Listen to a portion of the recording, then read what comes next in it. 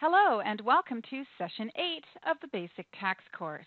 We're going to begin Session 8 with a review of the Session 6 quiz answer key.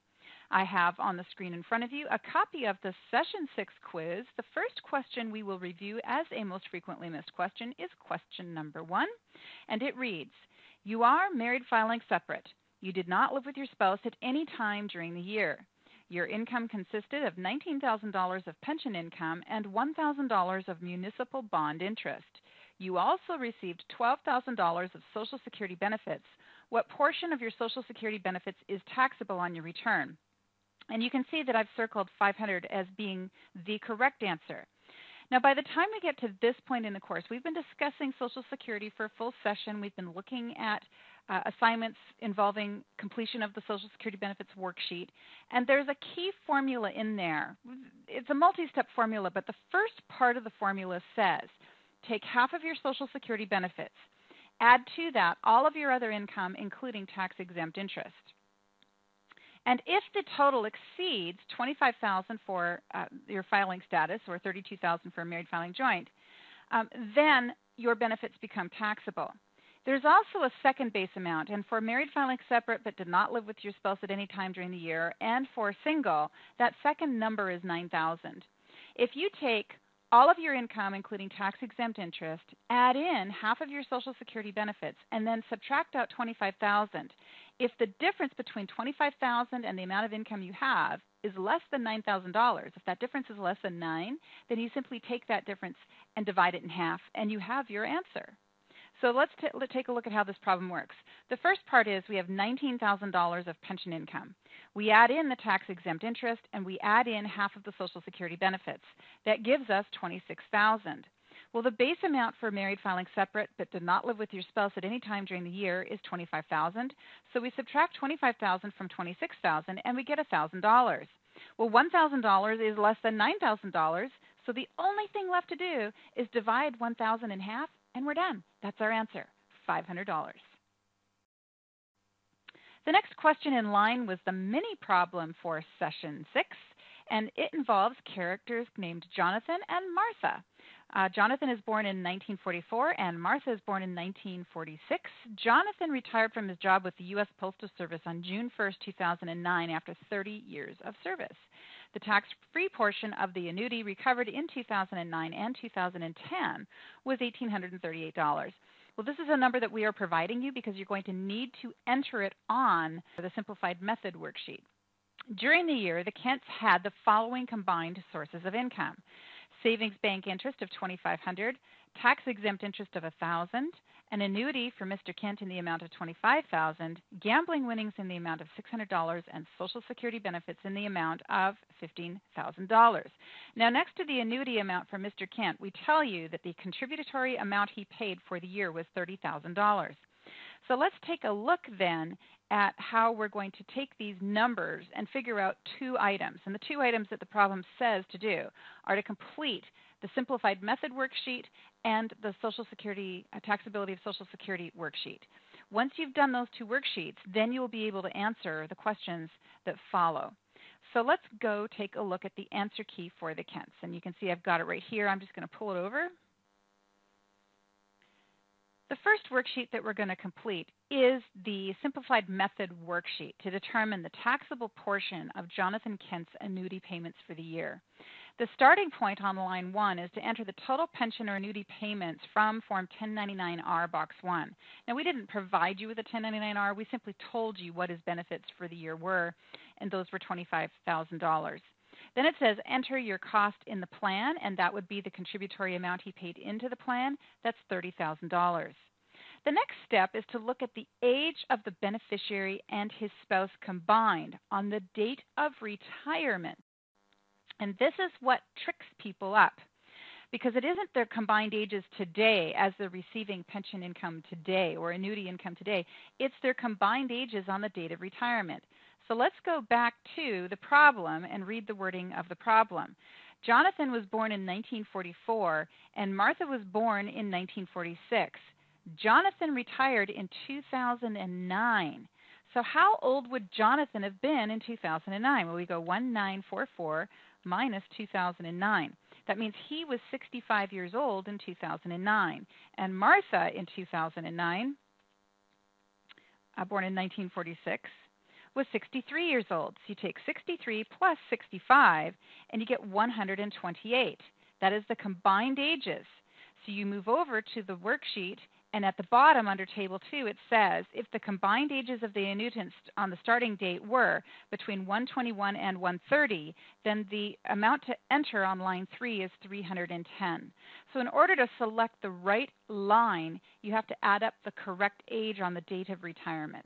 So we take 310 and enter that on line 3. The next step is to divide line 3 into line 2, and when we do that, we get 96.77. 96.77 is entered on line 4. That is the amount that Jonathan can recover each month tax-free. How many months did he receive his annuity for in 2011? Well, that would be 12 months. So 9677 times 12 equals 1161, and we enter 1161 on the line.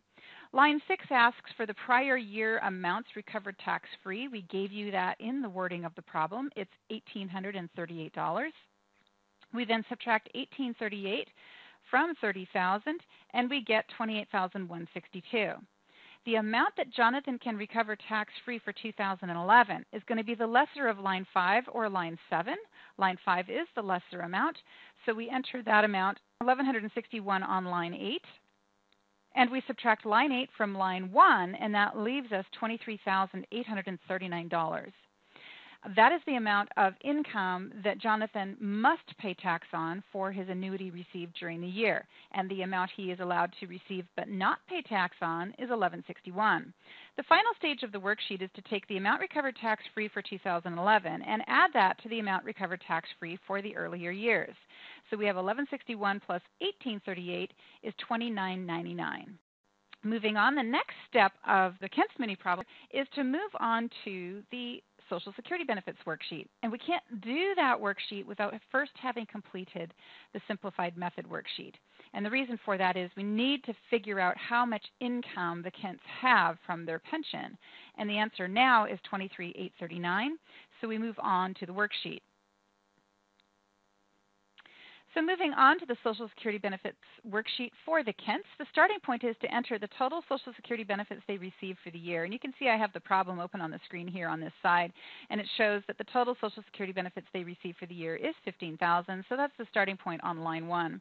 Line 2 says take line 1 and divide it in half, and when you do that, you get $7,500. Then on line 3, it says combine the amounts from line 7, 8A, 9A, 10 through 14, 15B, 16B, 17 through 21. Well, how much income does that total for the Kents? It includes the taxable portion of his annuity. It includes the interest income. It includes the gambling wins. And the total of that income is $26,939. So we entered that on line 3. Line 4 says enter the amount, if any, from Form 1040 or 1040A, line 8B. That is the tax-exempt interest amount that Jonathan received, and that amount is $1,000. So we total up lines 2, 3, and 4, and we get $35,439. Well, the next part of the worksheet is to enter the base amount for the filing status of the Kents. The Kents' base amount is $32,000 because they are filing a joint return, so we enter that on line 9. Now we look to see the difference. Line 8 minus line 9. Is it a positive number? And the answer is yes, it is. Is the difference between these two numbers greater than $12,000? Because $12,000 is the next number we see on that worksheet. And the answer is no, it's less than that amount. That means whatever amount we calculate on line 10, we're simply going to divide that in half, and we have our answer, $1,720. But let's just see the worksheet walk us through all of this anyway. So we start on line 9. We enter $32,000. From line 8, we subtract line 9, and we enter that total, $34,39 on line 10. Next, we enter $12,000 as the second base amount for the filing status married filing joint. And then it says subtract line 11 from line 10 or enter 0 if it is less than 0. And in this case, it's 0 because obviously the line 10 is less. Next, it says to go up to line 1 and multiply that number by 85%. When we do that, we get $12,750. We then take line 15, add that to line 16, and then we take the lesser of that total, or line 18. In this case, the lesser amount is $1,720. So that concludes the review of the Session 8 quiz answer key. It is now time to move on to a review of the Session 7 homework assignment. And I have on the screen in front of you now homework assignment A for Session 7. It states that for questions 1 through 4, determine the maximum allowable contribution each of the following people can make to their child's Coverdell ESA. Remember that you have to deal with a phase-out limit here, and for Coverdell ESA contributions, you can make a contribution to a Coverdell ESA as long as your income is below $95,000. If your income exceeds $95,000 but is less than $110,000, you can still make a contribution, but your contribution will be limited and subject to a phase-out. If your filing status is married filing joint, you can take that phase-out range and double it. So for married filing joint, the income phase-out range is $190,000 through $220,000. So let's begin with number 1. Luke Skywalker is single, and his modified AGI is $100,000. Well, where does that put him in the phase-out range? 95 through 110, 100,000 is clearly $5,000 into a $15,000 phase-out range. What that means is he will be allowed to contribute up to 2/3 of the maximum amount. Well, 2/3 of the maximum amount, that would be $1,333. The maximum allowable contribution that Luke can make during the year is $2,000. His income is too high. He is allowed to put in 2/3 of $2,000, and that is $1,333. The next problem is for Annika and Padme Skywalker. They are filing a joint return, and their modified AGI is $190,000. Where are they in the phase-out range? Well, they're at the bottom of it. They're not going to be hit by a phase-out at all. Therefore, they can contribute the full $2,000 to their child's Coverdell ESA account. The next one in line is Mr. Darth Vader. He is married filing separate, and his modified AGI is $80,000. Where does that put him in the phase-out range? He's not affected by the phase-out range at all. His income is simply too low. He can contribute up to the maximum amount of $2,000. And finally, Obi-Wan Kenobi is single, and his modified AGI is $96,000. Where does that place him in the phase-out range? Well, the phase-out range is a $15,000 range beginning at $95,000. He is $1,000 into a $15,000 phase-out. Therefore, you will go 14/15 multiplied by 2,000. And that gives you $1,867. So the maximum amount that Obi-Wan can contribute to his child's ESA is $1,867. That concludes the review of Homework Assignment A for Session 7. Let's move on now to Homework Assignment B. Homework Assignment B involved preparation of a tax return for the solos who are filing a joint return. And the information in here that is relevant is, of course, you need to look at their ages. Leah was born in 1967. Han was born in 1965. Neither of them are age 50 yet. That's important for figuring their IRA contribution limits. Han contributed $2,500 to his qualified family coverage HSA during the year. His annual HSA deductible is $5,000, and during the year he withdrew $2,000 to pay for unreimbursed qualified medical expenses. Han and Leah want to make the maximum deductible IRA contributions that they can and then contribute the balance of their allowable contributions to their Roth. They have not made any non-deductible contributions in prior years. So we're providing you with the information necessary to complete Form 8606 for Han and Leah if either of those are required. Now, during the year, Leah paid $1,500 of student loan interest and received $12,000 of unemployment. The solos both want to contribute $3 to the Presidential Election Campaign Fund. Their W-2s and 1099-Rs are attached. Prepare their federal tax return and then answer the questions.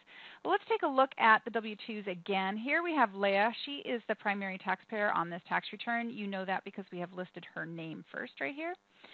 And the amount of income she has is $40,000. She has nothing going on in terms of salary deferrals. You can see that her retirement plan box on her W-2 is not checked. Then we move on to Han's W-2. Han's got a little bit more going on. Firstly, we can see that for Han's W-2, his retirement plan box is checked. And we can see in box 12 that he has made salary deferrals to his 401k plan. There is a code D, which represents 401k plan salary deferrals. Underneath that is another box. It says code W. And the code W represents employer contributions to an HSA account in the amount of $2,000.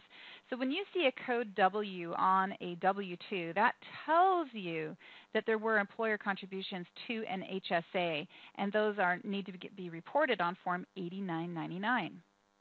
The next document in play is the Rebellion Incorporated 1099-R. You can see that there was a gross distribution of $1,000. There is some withholding. The distribution code is 1. You can see that the IRA box is not checked. And because the IRA box is not checked, that means that the filer is going to be reporting this income as pension income rather than IRA income. Also, because there is a code 1 in box 7, it means that there will be a penalty unless we've provided information or the taxpayer provides information to you that would indicate there might be an exception. And we've not provided you with any information to tell you that there is an exception, so essentially Han is going to need to pay a penalty on this early distribution. So let's now turn to the answer key for homework assignment number B. Han and Leah's modified adjusted gross income is $98,500. Adjustments for student loan interest and IRA contributions are not a factor when calculating modified adjusted gross income for purposes of the IRA deduction. So there is adjusted gross income and then there is modified adjusted gross income. And when you fill out the worksheet for calculating the deductibility of an IRA deduction, that worksheet tells you what deduction items or adjustments to income items can be factored in determining modified adjusted gross income. So when we get to that worksheet, you will see how we calculate this figure of $98,500. Since Han is an active participant in his company's pension plan, he is not eligible for a full IRA deduction. We're going to calculate the maximum allowable deduction as shown on the attached Form 8606 worksheet. And since the solo's modified adjusted gross income is less than $179,000, and because Leah is not an active participant in an employer-provided plan, she is allowed to claim a full deduction for her contributions to her IRA. Han will claim a $2,500 HSA deduction on his Form 1040, line 25, and he will need to attach Form 8889 to show how he calculates that. And then there was also a distribution from his HSA, but since the distribution was used to pay for qualified medical expenses, that distribution will not be taxable. But again, we need to fill out the 8889 to show that computation. Finally, Leah will claim a $1,500 student loan interest deduction, and let's take a look at their 1040. Beginning on 1040, we have the filing status is married filing joint. Their daughter Alexandra was born, if you go back here and look at the wording of the problem, in 1999. And that means that she is under the age of 17, and because she's under the age of 17, she does qualify for the child tax credit. We take the solo's W-2s and add them together, and we get $88,000. Then on line 16B, we enter the early distribution from the retirement account. That was $1,000. And then on line 19, we enter the total amount of unemployment that the solos received for the year. And we gave you that information right here, $12,000 of unemployment. So that unemployment is entered on line 19 of the Form 1040. Their total income on line 22 is $101,000. We then enter the amount of deduction that the solos can claim for Han's contribution to his HSA. That amount is $2,500, and we will show you the 8889 in just a moment. Then on line 32, we're going to enter the total deductible amount that the solos can claim for contributions to their IRAs. And we will need to complete the worksheet for line 32 to determine the number. But I can tell you right now that Leah will be making a deductible contribution in the amount of $5,000. Han's deductible contribution is $2,880. And when you add those two numbers together, you get $7,880. Then on line 33, we enter the amount paid for student loan interest. That's $1,500. Their adjustments total $11,880, and their adjusted gross income is $89,120. Moving down to page 2, beginning on line 38, we have the AGI at $89,120. We're claiming a standard deduction of $11,600. Exemption deduction totaling $11,100, that would be 3 times $3,700. We arrive at taxable income of $66,420, and the amount of tax on that income is $9,114. We then claim a child tax credit for the solo's child, and we end up with a total tax after credits of $8,114. The solos are not eligible for any exception to the early distribution penalty. That penalty is $100, and we've entered it on the line. You will note that on the line we also typed the word no, which indicates that Form 5329 is not required. Total tax for the solos on line 61 is $8,214. They had $6,200 withheld, which means that they have a balance owing of $2,014. Here is the solos health savings account 8889 form completed. You can see that we've checked the family plan. And on line 2, we've entered the amount of contributions that Han made for the year. And you can see on line 3, we have the maximum allowable contributions that their family could make for the year. We do have to account for the contributions that were made by the employer. The employer contributions reduced that limit from $6,150 down to $4,150, but $4,150 is more than the amount that Han contributed, so we're left with line 13 showing the allowable contribution is equal to the allowable deduction. Line 14 is where we show the distributions that occurred from the HSA during the year. They totaled $2,000.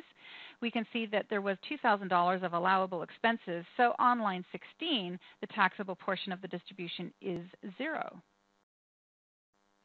Now we have the IRA worksheet, and the starting point that I did want to point out for you, and this has been a bone of contention with my students for many, many years. It still surprises me when it pops up, although it certainly shouldn't because I've seen it so many times. But there is an automatic assumption in the mind of many tax preparers and even some clients that the man's name has to go first on the tax return. There's no such rule.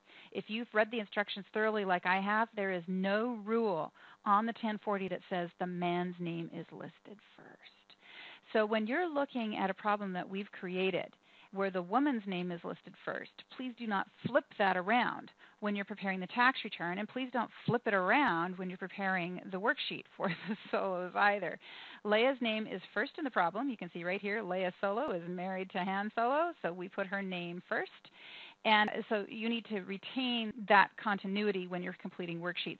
Therefore, Leia is the taxpayer and Han is the spouse for this problem. Moving on with this worksheet, we have Leia. She is not covered by a pension plan at work. We have checked the no box. Han, on the other hand, is covered by a pension plan at work, so for him, we have checked the yes box. Next on line 2, we answer the question, is the taxpayer covered by a pension plan at work? If so, enter $110,000, and if not, enter $179,000. Leia is not covered, so we enter $179,000. Han is covered, so we enter $110,000. And just as a reminder, the phase-out range for Han is going to be $90,000 to $110,000. We then enter the total income from the Form 1040, line 22. That was $101,000. Are we allowed to make any adjustments against that? Yes, we are allowed to claim an adjustment for that HSA contribution. So that gives us modified adjusted gross income of $98,500. The next step is to subtract line 5A from line 2A and enter the total on line 6A, and the same for column B. And when we do that, Leia has a phase-out range that is not going to be used up. She's simply going to be allowed a full deduction because this number is so high. But when we look at Han, we know he is into the phase-out range. That phase-out range is $90,000 to $110,000, or a $20,000 phase-out range. So we can see that Han is less than 50% into the phase-out range. He will be allowed a partial deduction. We move over to the second page, and on line 7, we enter $5,000 for Leia based on her age. That's the maximum amount she can contribute, and she will also be allowed to claim a deduction for that amount. Han is going to take his phase-out amount of $11,500 and multiply that by 25%.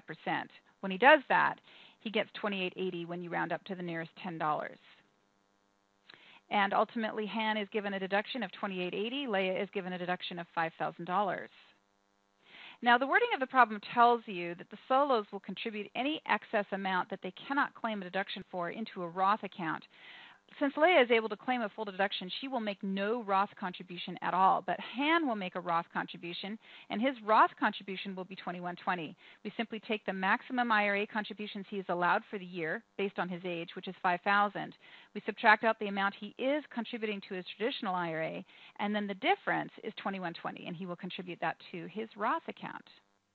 And that concludes the review of the Session 7 homework assignment. At this point, please push pause on video playback. Complete the Session 7 quiz. And when you are ready, resume playback and we will begin the Session 8 lecture. Welcome to Itemized Deductions. You'll see up here at the top of the manual it says Part 1. There is a Part 2 to Itemized Deductions, and Part 2 of Itemized Deductions will cover the second or the bottom part of Schedule A. But today's class we're looking at 4 categories of itemized deductions on Schedule A. We're looking at medical expenses, dental or deductible taxes, not dental, deductible taxes, interest, and charitable deductions. So that is the content of today's class. We are going to, of course, be covering itemized deductions, and in specific, we're looking at Schedule A at the items contained in this red box.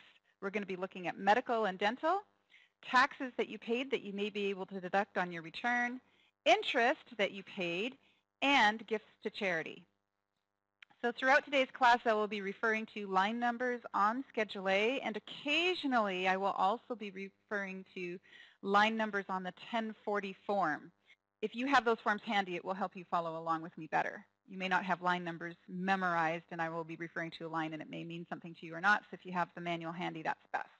So we're going to start really at the beginning with some very simple stuff that most of you probably already know, but we like to cover all the bases. And the first one is, of course, that you use Schedule A to figure your itemized deductions, and in most cases, your federal income tax will be less if you take the larger of your itemized deduction or your standard deduction. And if you itemize, you can deduct a part of your medical and dental expenses, unreimbursed employee business expenses, and amounts that you paid for certain taxes, interest, contributions, and miscellaneous deductions. In some cases, you can also deduct certain casualty losses. So let's take a little bit of a look at some of the real basic stuff. Who must itemize deductions? Because there are some people who are required to. It's not even optional. The first one is if you are married filing separately and your spouse itemizes deductions on his or her return, well then you're required to itemize your deductions. Whether or not the standard deduction is higher, you would be forced to itemize. The next one is if you are a non-resident alien filing Form 1040-NR. 1040-NR actually has itemized deductions built into it. It does not allow for or provide for a standard deduction. However, there is a tax treaty between the United States and India, and certain residents of India get a standard deduction on 1040-NR, but only residents of India. So who should itemize deductions? Because if you're not forced to, is it a good idea?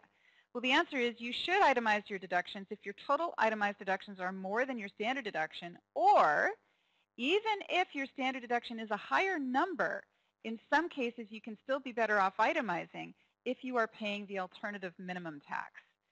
Under the alternative minimum tax, you are not allowed to claim a standard deduction. It is taken away from you. And so for that reason, you can be better off itemizing even if you only have a small amount of deductions to itemize.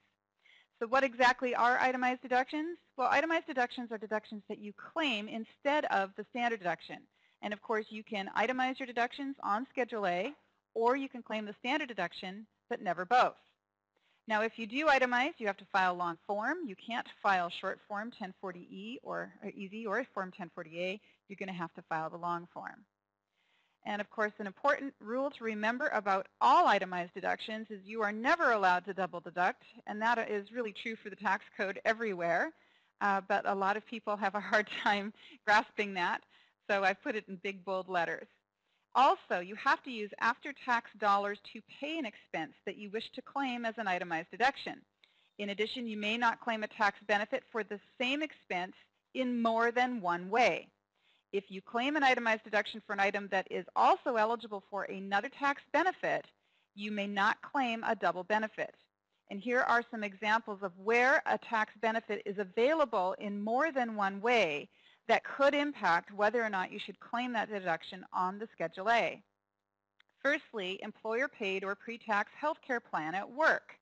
If you're already participating in a pre-tax health care plan at work, clearly you've got the deduction built in on your W-2 already, and you cannot claim the cost of your pre-tax health insurance as an itemized deduction. Also, flex spending accounts. Flex spending accounts allow an employee to put money, pre-tax money, into an account, and they can then spend money from that account on qualified expenses such as medical, and that also is pre-tax. So if you pay medical expenses with money inside a Flex spend account, clearly you cannot take a deduction for those expenses. Also, if you have a health savings account or an Archer MSA and you pay for medical expenses with funds that are distributed from these accounts, you cannot then claim an itemized deduction for those same medical expenses. Now, in certain situations, you may be claiming a dependent care credit and have an expense that also qualifies as an itemized medical expense deduction at the same time. And we're going to talk about how that's possible as we get into today's class on itemized deductions. But clearly, if you are able to claim a dependent care benefit using an expense, you can't use that same paid expense as an itemized deduction. There is the new health coverage tax credit. It's been around for a couple of years now, but clearly, if you are able to claim a health coverage tax credit, you can't claim an itemized deduction for the same expense. And then there is health insurance premiums that are deducted by a self-employed person as an adjustment to income on Form 1040, line 29. If you're deducting your health insurance there, you don't put it on Schedule A and claim it twice. So with that introduction over, we're going to move on now to the first Schedule A topic, which is medical and dental expenses. And the IRS defines medical expenses as the costs of diagnosis, cure, mitigation, treatment, or prevention of disease, and the costs for treatments affecting any part or function of the body. Now, one of the things that I like to think about medical is, firstly, almost no one gets it. Secondly, if you do get it, the expense categories are broad. So what I find is there's this 7.5% limit, which most of you should be familiar with, and your deductions have to exceed 7.5% of your income. Your expenses have to exceed 7.5% of your income before they do you any good. But if you're able to hit that 7.5% and you start looking at the types of medical expenses you can claim, they're really, really broad. Pretty much almost anything goes as long as you can show that it's medically necessary. But we will, of course, look at in detail the things that are not allowed and the things that specifically are allowed to help you get your brain trained to instinctively know the answer, because of course your clients will offer up items and say, hey, can I deduct this? And as a tax preparer, it's our job to be able to go yes, no, yes, no, yes, no. So when can I deduct my medical expense as well as an issue? So there's the topic of, I have a medical expense. Is it a qualifying medical expense that I can put on my tax return as a deduction? But then if I paid medical expense for myself or someone else, is it an expense that I can claim on my return? So there's the idea of, is it a qualifying expense because it is medical expense?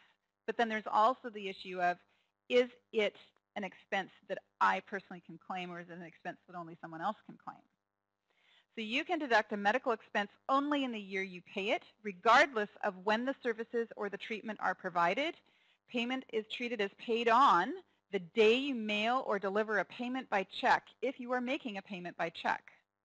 The date reported on your financial institution statement if you use a pay-by-phone or online account to pay your medical expense, or the date you charged payment to your credit card if you paid by credit card.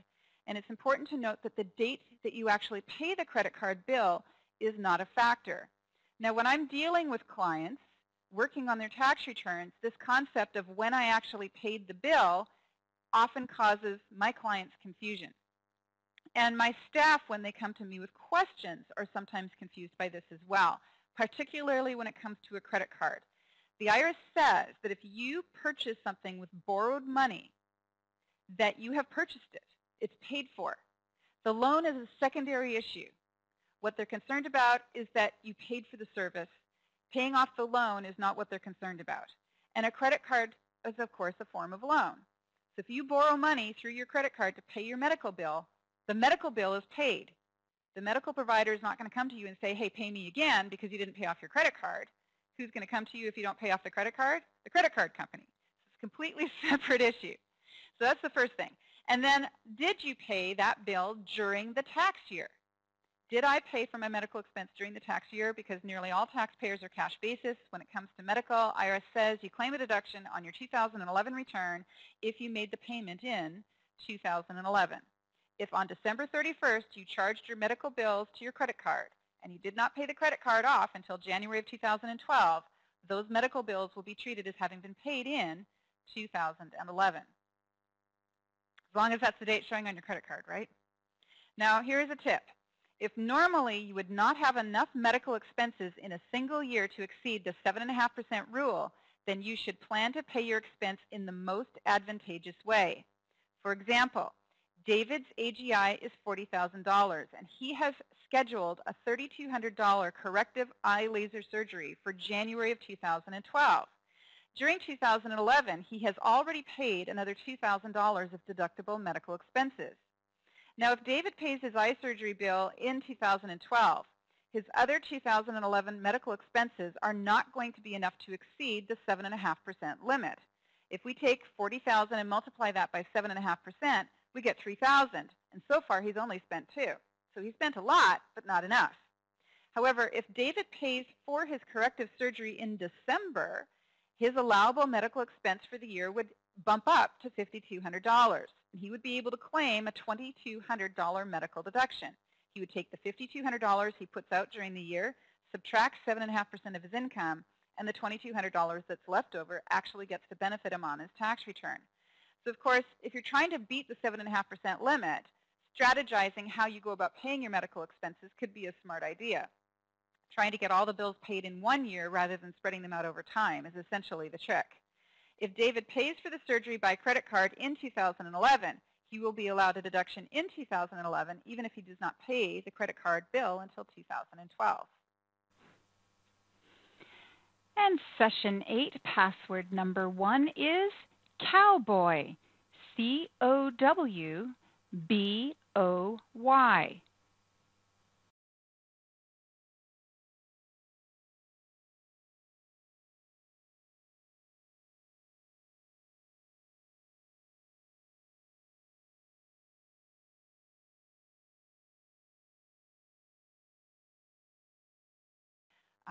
Relative. So whose medical expenses can you deduct? You can deduct medical expenses you pay for yourself and the following individuals, provided they were paid during the year. Firstly, your spouse. If you are married filing separate, you can claim expenses you paid for your spouse, but only if you paid them after you were married. If you are married filing joint, you can claim expenses you paid for your spouse at any time during the year, so long as you were married on the last day of the year. For your dependent, this person must have been your dependent either at the time the expense was paid or at the time the medical service was provided. You do not need to claim a dependency exemption for your dependent. For purposes of the medical expense deduction, a person qualifies as your dependent if both of the following requirements are met. Number 1, the person was a qualifying child or qualifying relative, and the person was a U.S. citizen or national or a resident of the United States, Canada, or Mexico. So earlier in our series of 1040 classes, we had a session called Filing Requirements, Filing Status, and Dependence. And in that session, we talked a great deal about the definition of qualifying child and qualifying in terms of dependency. But when we get into medical, we're looking at many of the same tests, but not all of the same tests. So the question for medical is, can I claim medical expenses I paid for a person who is my dependent? And the answer is they have to pass the tests for dependent as fits for medical, which is slightly different. The main difference between dependent for medical and dependent for actually claiming the exemption is that under dependent for medical, you do not have to be able to claim their exemption. And secondly, they can fail the gross income test. So there's a variety of tests that dependents have to pass, one of which is if they are not your qualifying child, they have to meet the qualifying relative rules, and under the qualifying relative rules, their income cannot exceed $3,700. When it comes to medical, that rule is thrown out. So it's entirely possible for multiple reasons that you would be able to claim medical expenses you pay for a person who is almost your dependent, but not quite for tax purposes. So let's take a look at what the IRS defines as a qualifying child for purposes of medical. A qualifying child is a child who is your son, daughter, stepchild, foster child, brother, sister, stepbrother, stepsister, half-brother, half-sister, or a descendant of any of them. For example, your grandchild, niece, or a nephew.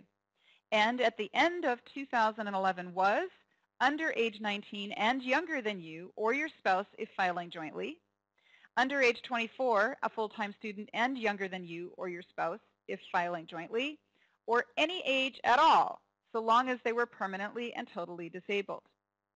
And this person must have lived with you for more than half the year, did not provide over half of his or her own support for the year, and did not file a joint return other than to claim a refund. Adopted child. A legally adopted child is treated as your own child, and this includes a child lawfully placed with you for legal adoption. You can include medical expenses that you paid for a child before adoption if the child qualified as your dependent when the medical services were provided or when the expenses were paid. What happens when you have children of divorced parents or separated parents? This is a good move away from some of the other rules about dependency because, of course, under dependency, only one parent can claim a child's exemption. If the parents are not filing together, one parent gets the child's exemption. But when we get to medical, the parent who pays the expense can claim the medical for that child, even if they're not claiming that child's exemption. But there are restrictions on it, so let's take a look at those. For purposes of medical and dental expense deduction, a child of divorced or separated parents can be treated as a dependent of both parents. Each parent can include the medical expenses he or she pays for the child, even if the other parent is the one who claims that child's dependency. If, so long as, the child is in the custody of one or both parents for more than half the year. So it has to be a parent who's entitled to the exemption in the first place. If someone else, third party, is the one that's entitled to the exemption, then neither parent would be able to claim medical. So we're looking at a child, divorced or separated parents. The child is going to one parent, and the other parent has paid medical. In that situation, that parent who is not claiming the child's dependency would still be able to claim the medical. Also, the child has to receive over half of his or her support during the year from his or her parents and not some third person. And the child's parents are divorced or legally separated under a decree of divorce or separate maintenance, are separated under a written separation agreement, or lived apart at all times during the last 6 months of the year. But this does not apply if the child's exemption is being claimed under a multiple support agreement. Qualifying relative. A qualifying relative is a person who is your son, daughter, stepchild, foster child, or a descendant of any of them. For example, your grandchild, or a brother, sister, half-brother, half-sister, or a son or daughter of either of them.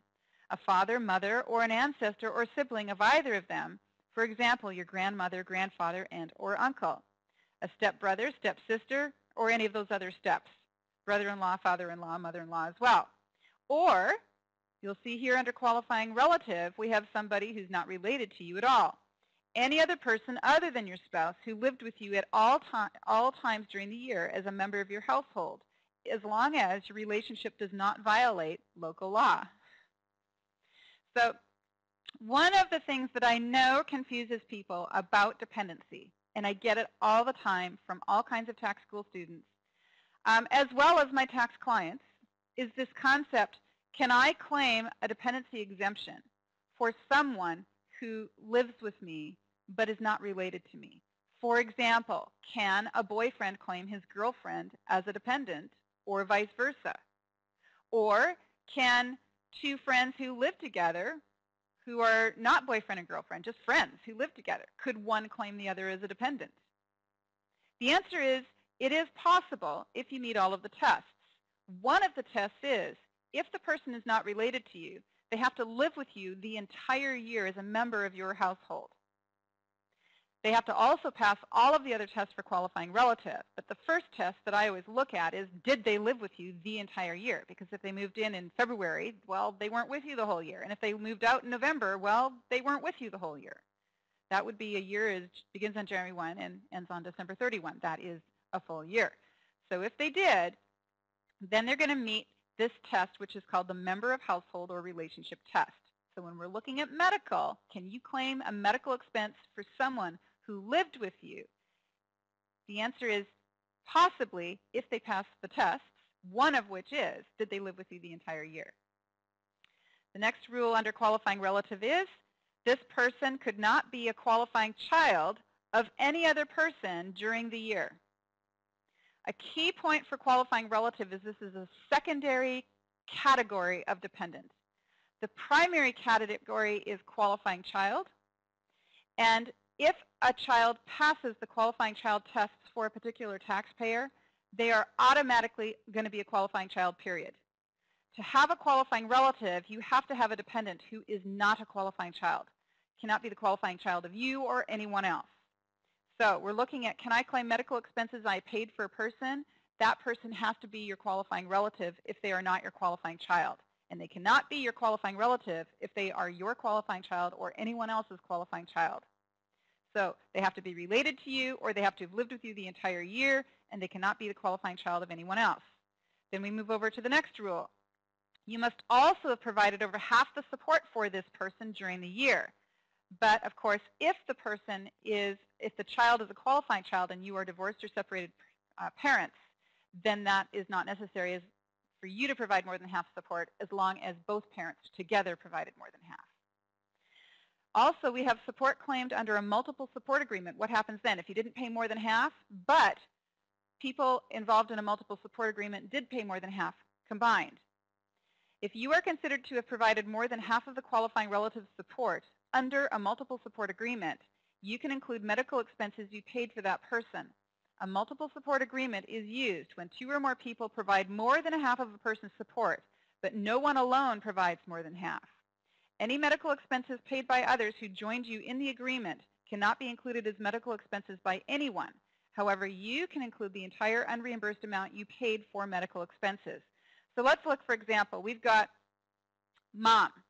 She's widowed, she lives in her own house, and she's got Social Security income of $5,000 a year. And there's the two children who are helping to support her because she couldn't make it without their help. Well, there's a number of tests we have to look at. And in this test, we've got mom who's providing some of her support, and we've got two children who are each also providing support towards her. And let's suppose that the two children between themselves provide more than half of her support, but neither of them alone does. Between those two children, they're going to have to agree on which one can claim mom.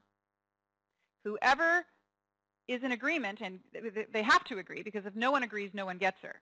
But let's just say we've got Jack and Joe who are both supporting mom, and it is agreed that Jack will claim mom. Jack will be able to claim all of the medical expenses Jack paid for mom, but no one will be able to claim any of the medical expenses that Joe paid for mom.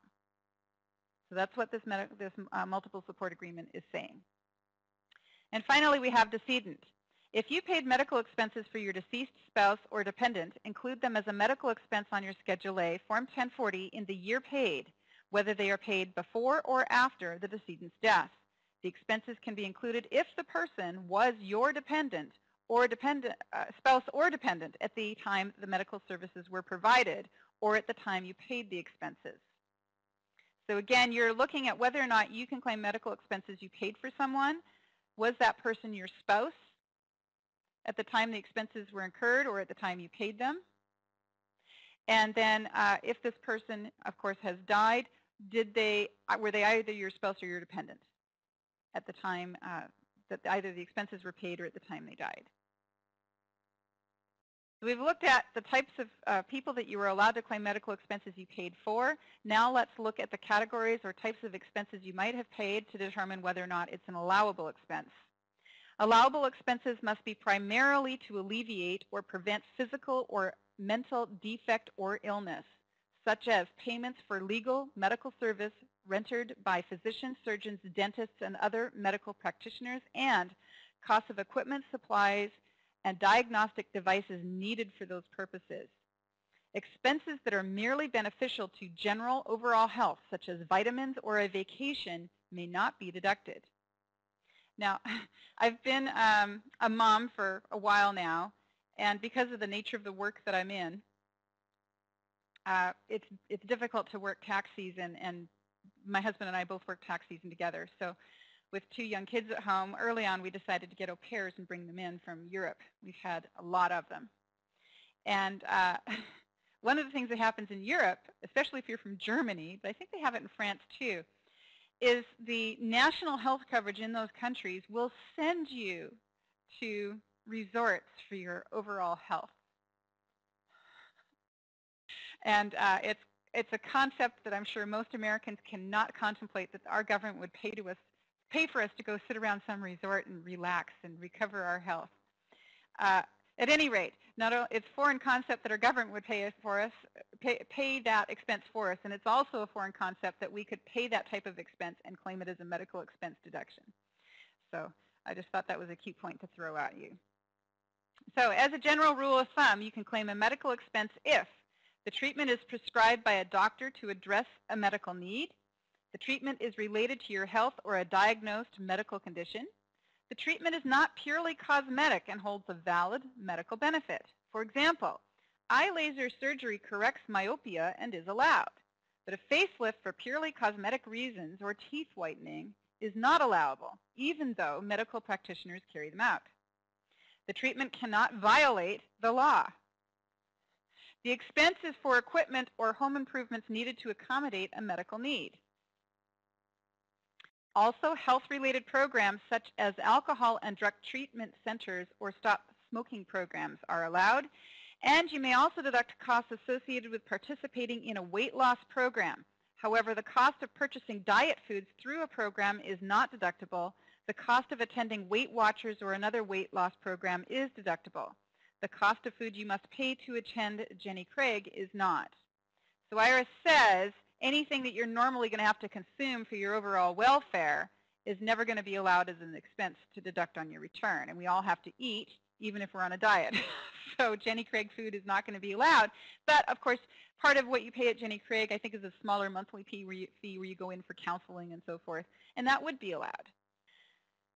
Insurance premiums. Medical insurance premiums, including premiums paid with after-tax dollars that cover hospital care, surgery, etc., prescription drugs, dental care, contact lenses and glasses, group or co-op care, long-term care, or Medicare B and Medicare D are allowable as deductions.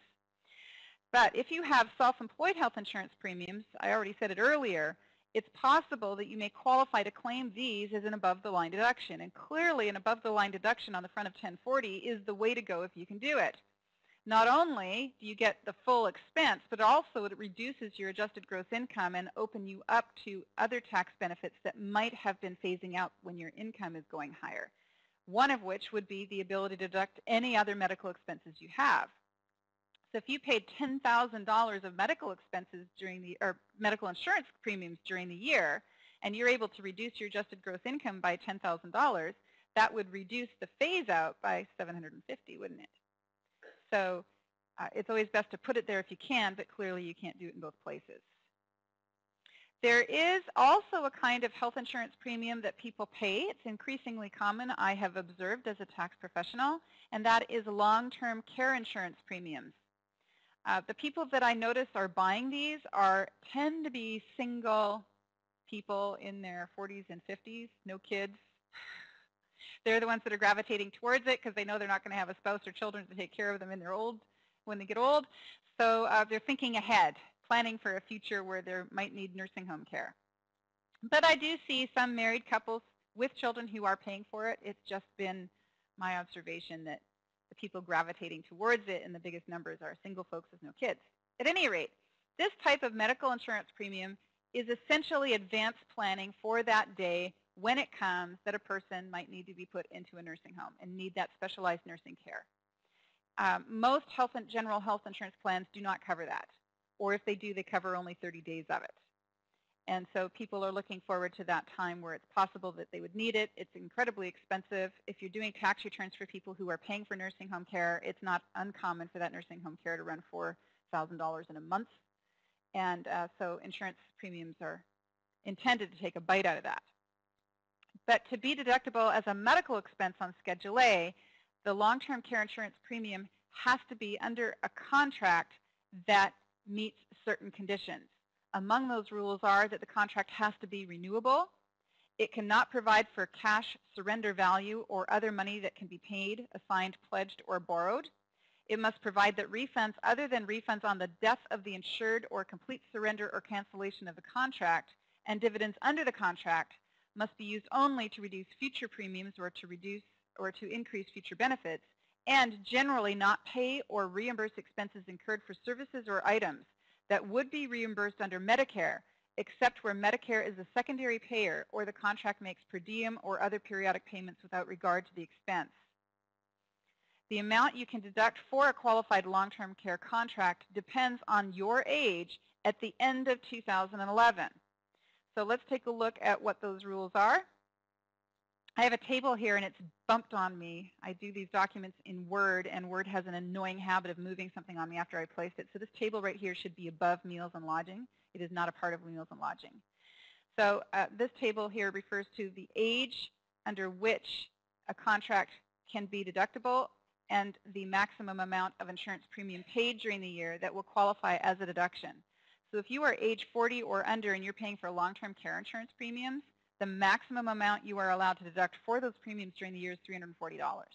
And you will see as you age, the maximum amount you can deduct goes up, $640 if you're between 41 and 50. If you are 51 to 60, you can deduct $1,200. If you're 61 to 70, $3,390. And if you're age 71 or older, they're allowing you to deduct $4,240. Another deductible item is meals and lodging, and whether or not the meals or lodging is deductible, it depends on how or why the expense is being paid and also where it is being paid. Firstly, a place that you might be paying for meals and lodging is at a hospital. And you may deduct the cost of meals and lodging at a hospital or similar institution if your main reason for being there is to receive medical care. If you're not at a hospital, you may deduct the cost of lodging while away from home, even though you're not staying at a hospital or similar institution, provided all of the following are true. Number one, the lodging is primarily for and essential to medical care. The facility is related to or the equivalent of a licensed hospital. The lodging is not lavish or extravagant. There is no significant element of personal pleasure. And get this, the cost of lodging cannot exceed $50 per person per night. How $50 per person per night could possibly be seen as extravagant or lavish, I don't know. But you are limited to $50 per person per night. You may not deduct the cost of meals unless you are at a hospital. Now, nursing home or home for the aged. Expenses are allowable for you, your spouse, or your dependents, including the cost of meals and lodging, provided you are there for medical or nursing care reasons. So when you're at a nursing home, there's different classes of nursing homes. And I've spent some time looking at these, trying to make sure I'm clear on what the IRS allows and doesn't allow. But they seem to be pretty generous. You go into a nursing home, and in some nursing homes, you're given a small room, and you're in a hospital bed, and you've got attendees all the time who roll you around in a wheelchair. That would be the most extreme. But many people in their elder years move into assisted living centers. And some of the assisted living center residences are full-scale apartments with kitchens and 2 bedrooms and a living room and a bathroom. And they may live in the assisted living center without really getting any assistance. They're just there. They wanted to move in and be around people their own age so that when the time comes, maybe they can start to get that assistance. So you do have to be careful when you're looking at these individuals to determine whether or not they're in the center to receive medical care or whether they're just there because they want to be there. And there is a line that does eventually get crossed where they move from being in the center without much assistance to actually needing assistance a great deal of the time. And so one of the things I do is I pick up the phone and I call the center and I say, okay, you've got this particular resident living in your center. Can you please tell me what portion of the amount that they're paying you is just rent and lodging and what portion of what they're paying you is for care? But even that becomes unnecessary at a certain point because once the primary reason for being there is care, it's all deductible.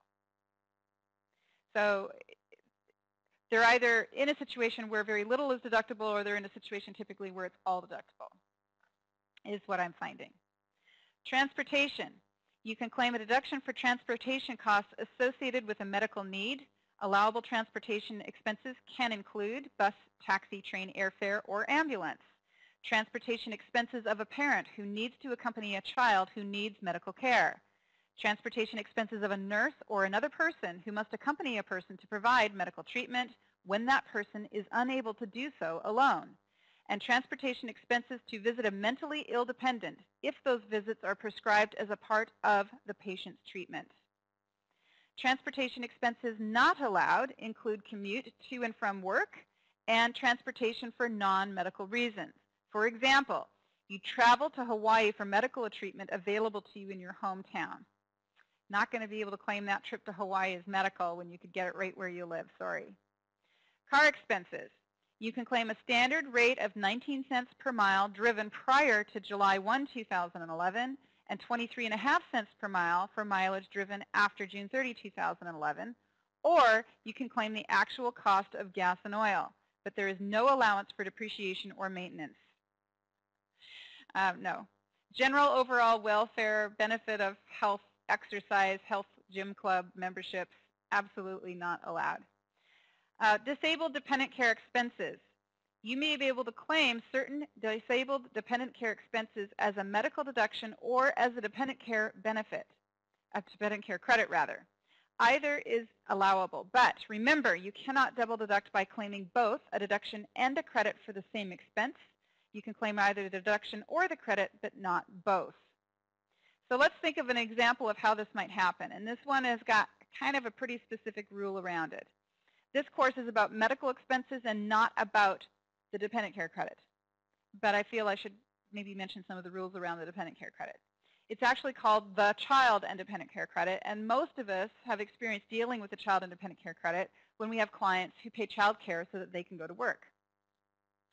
There is a secondary side of that credit, which is the dependent care credit, and you move over into the category of dependent care credit when you have a person who is a dependent but is not meeting the definition of child.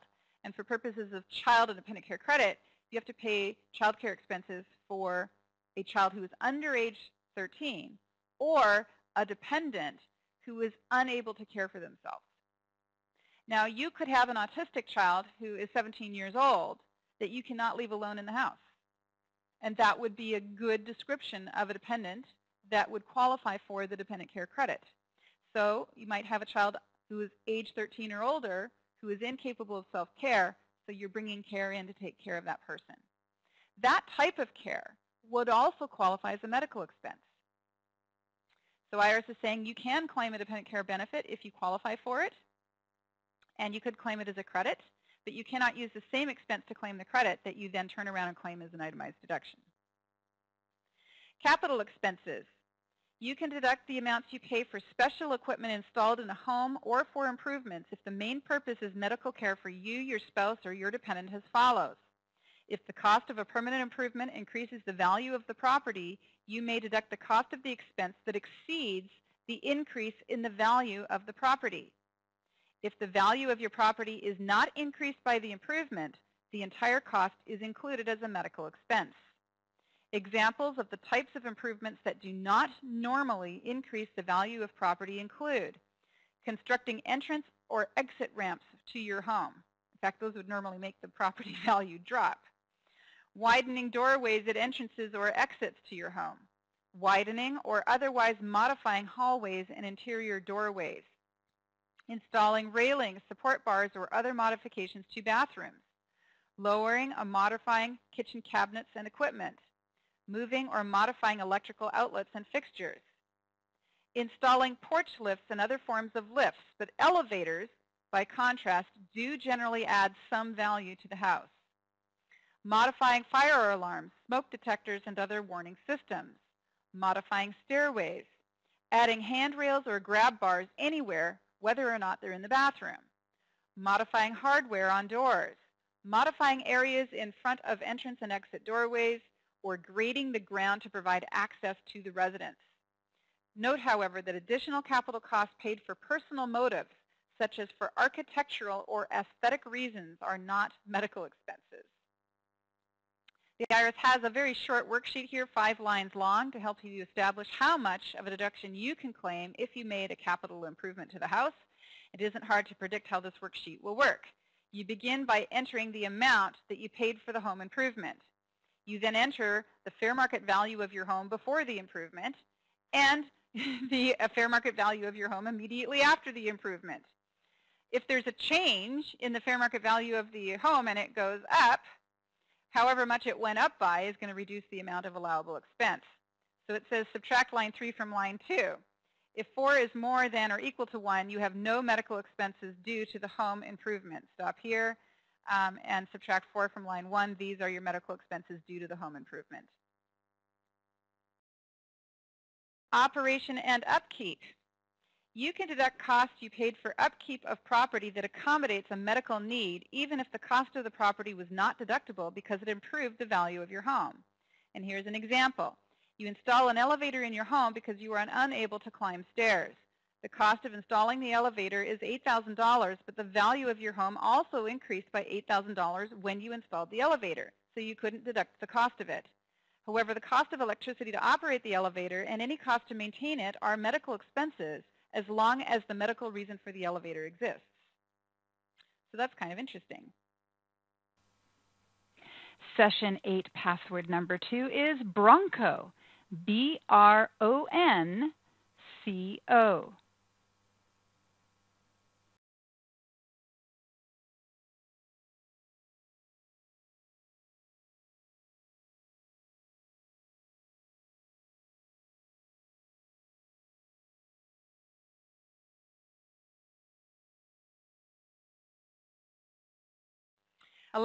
Allowable medical expenses. What I've done for you here is I've gone into IRS publication 502.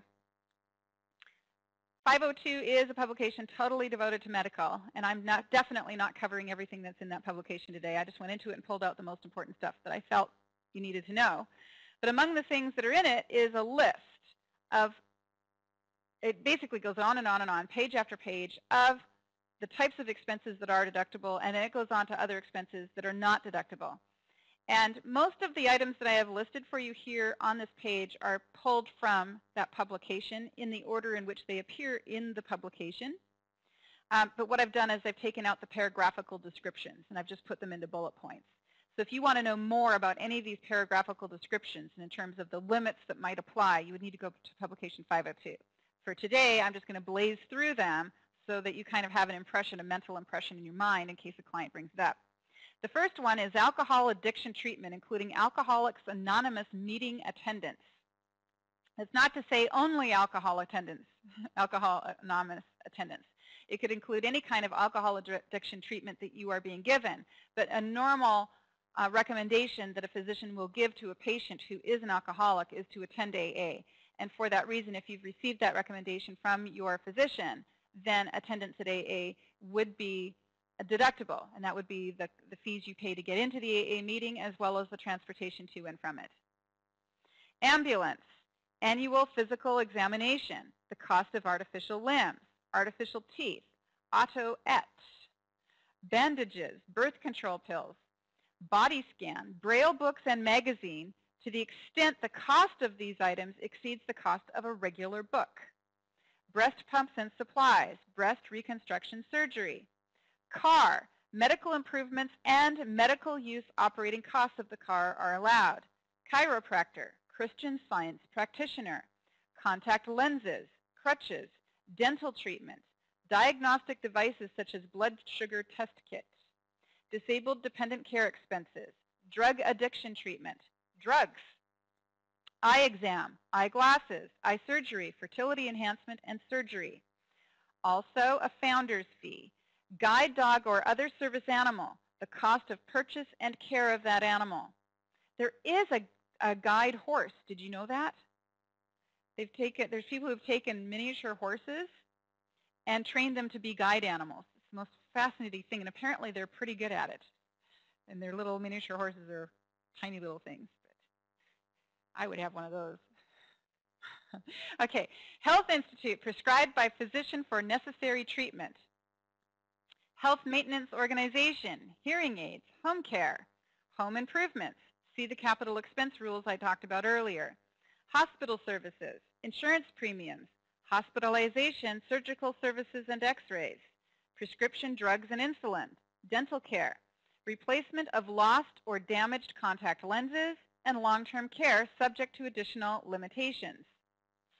Medicare B, Medicare D.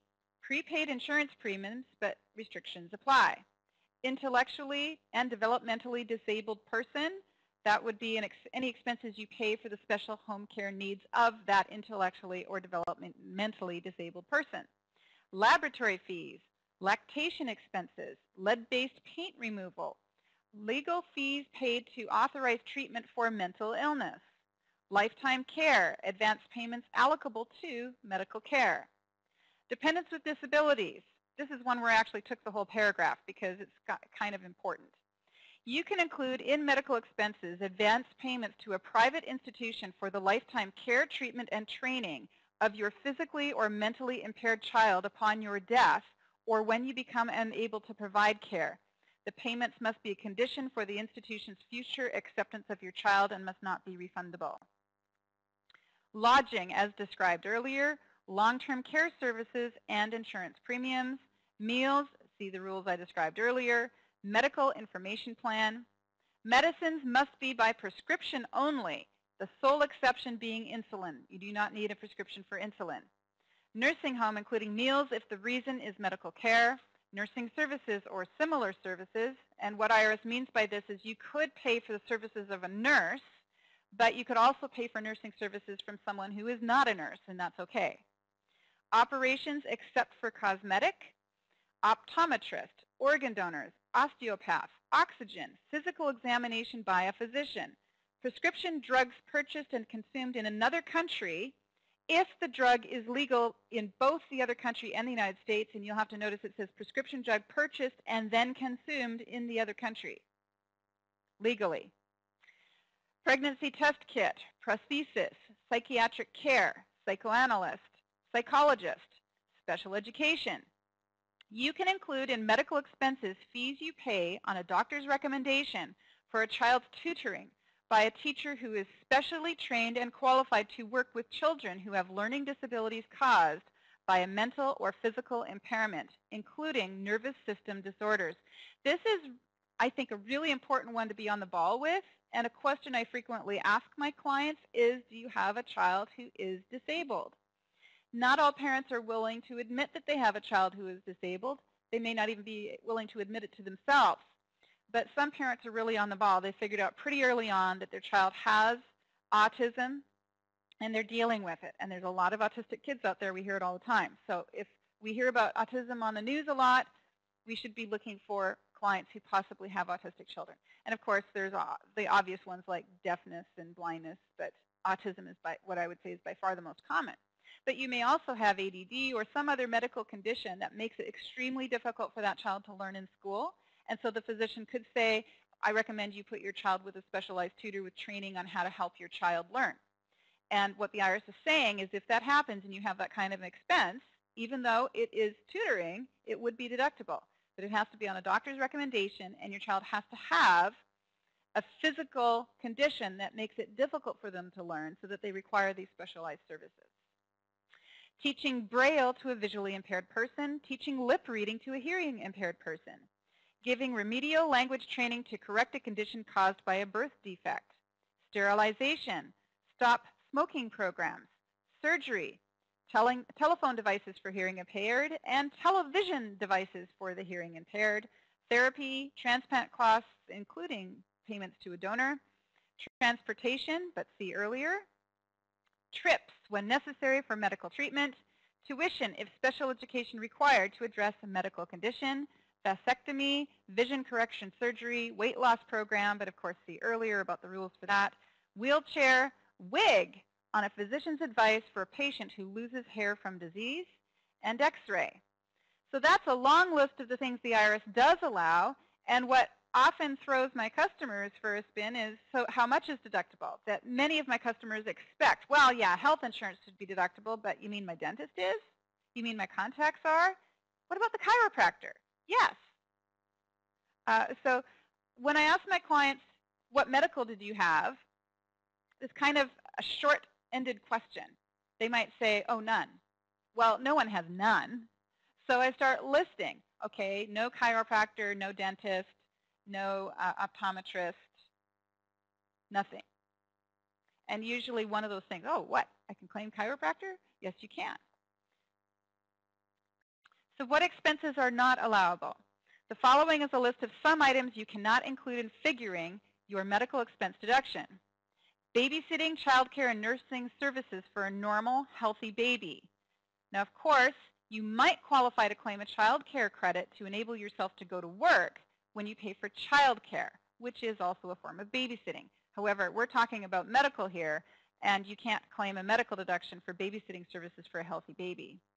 Also, controlled substances, not deductible. Cosmetic surgery. Generally, you cannot include in medical expenses the amount you pay for unnecessary cosmetic surgery.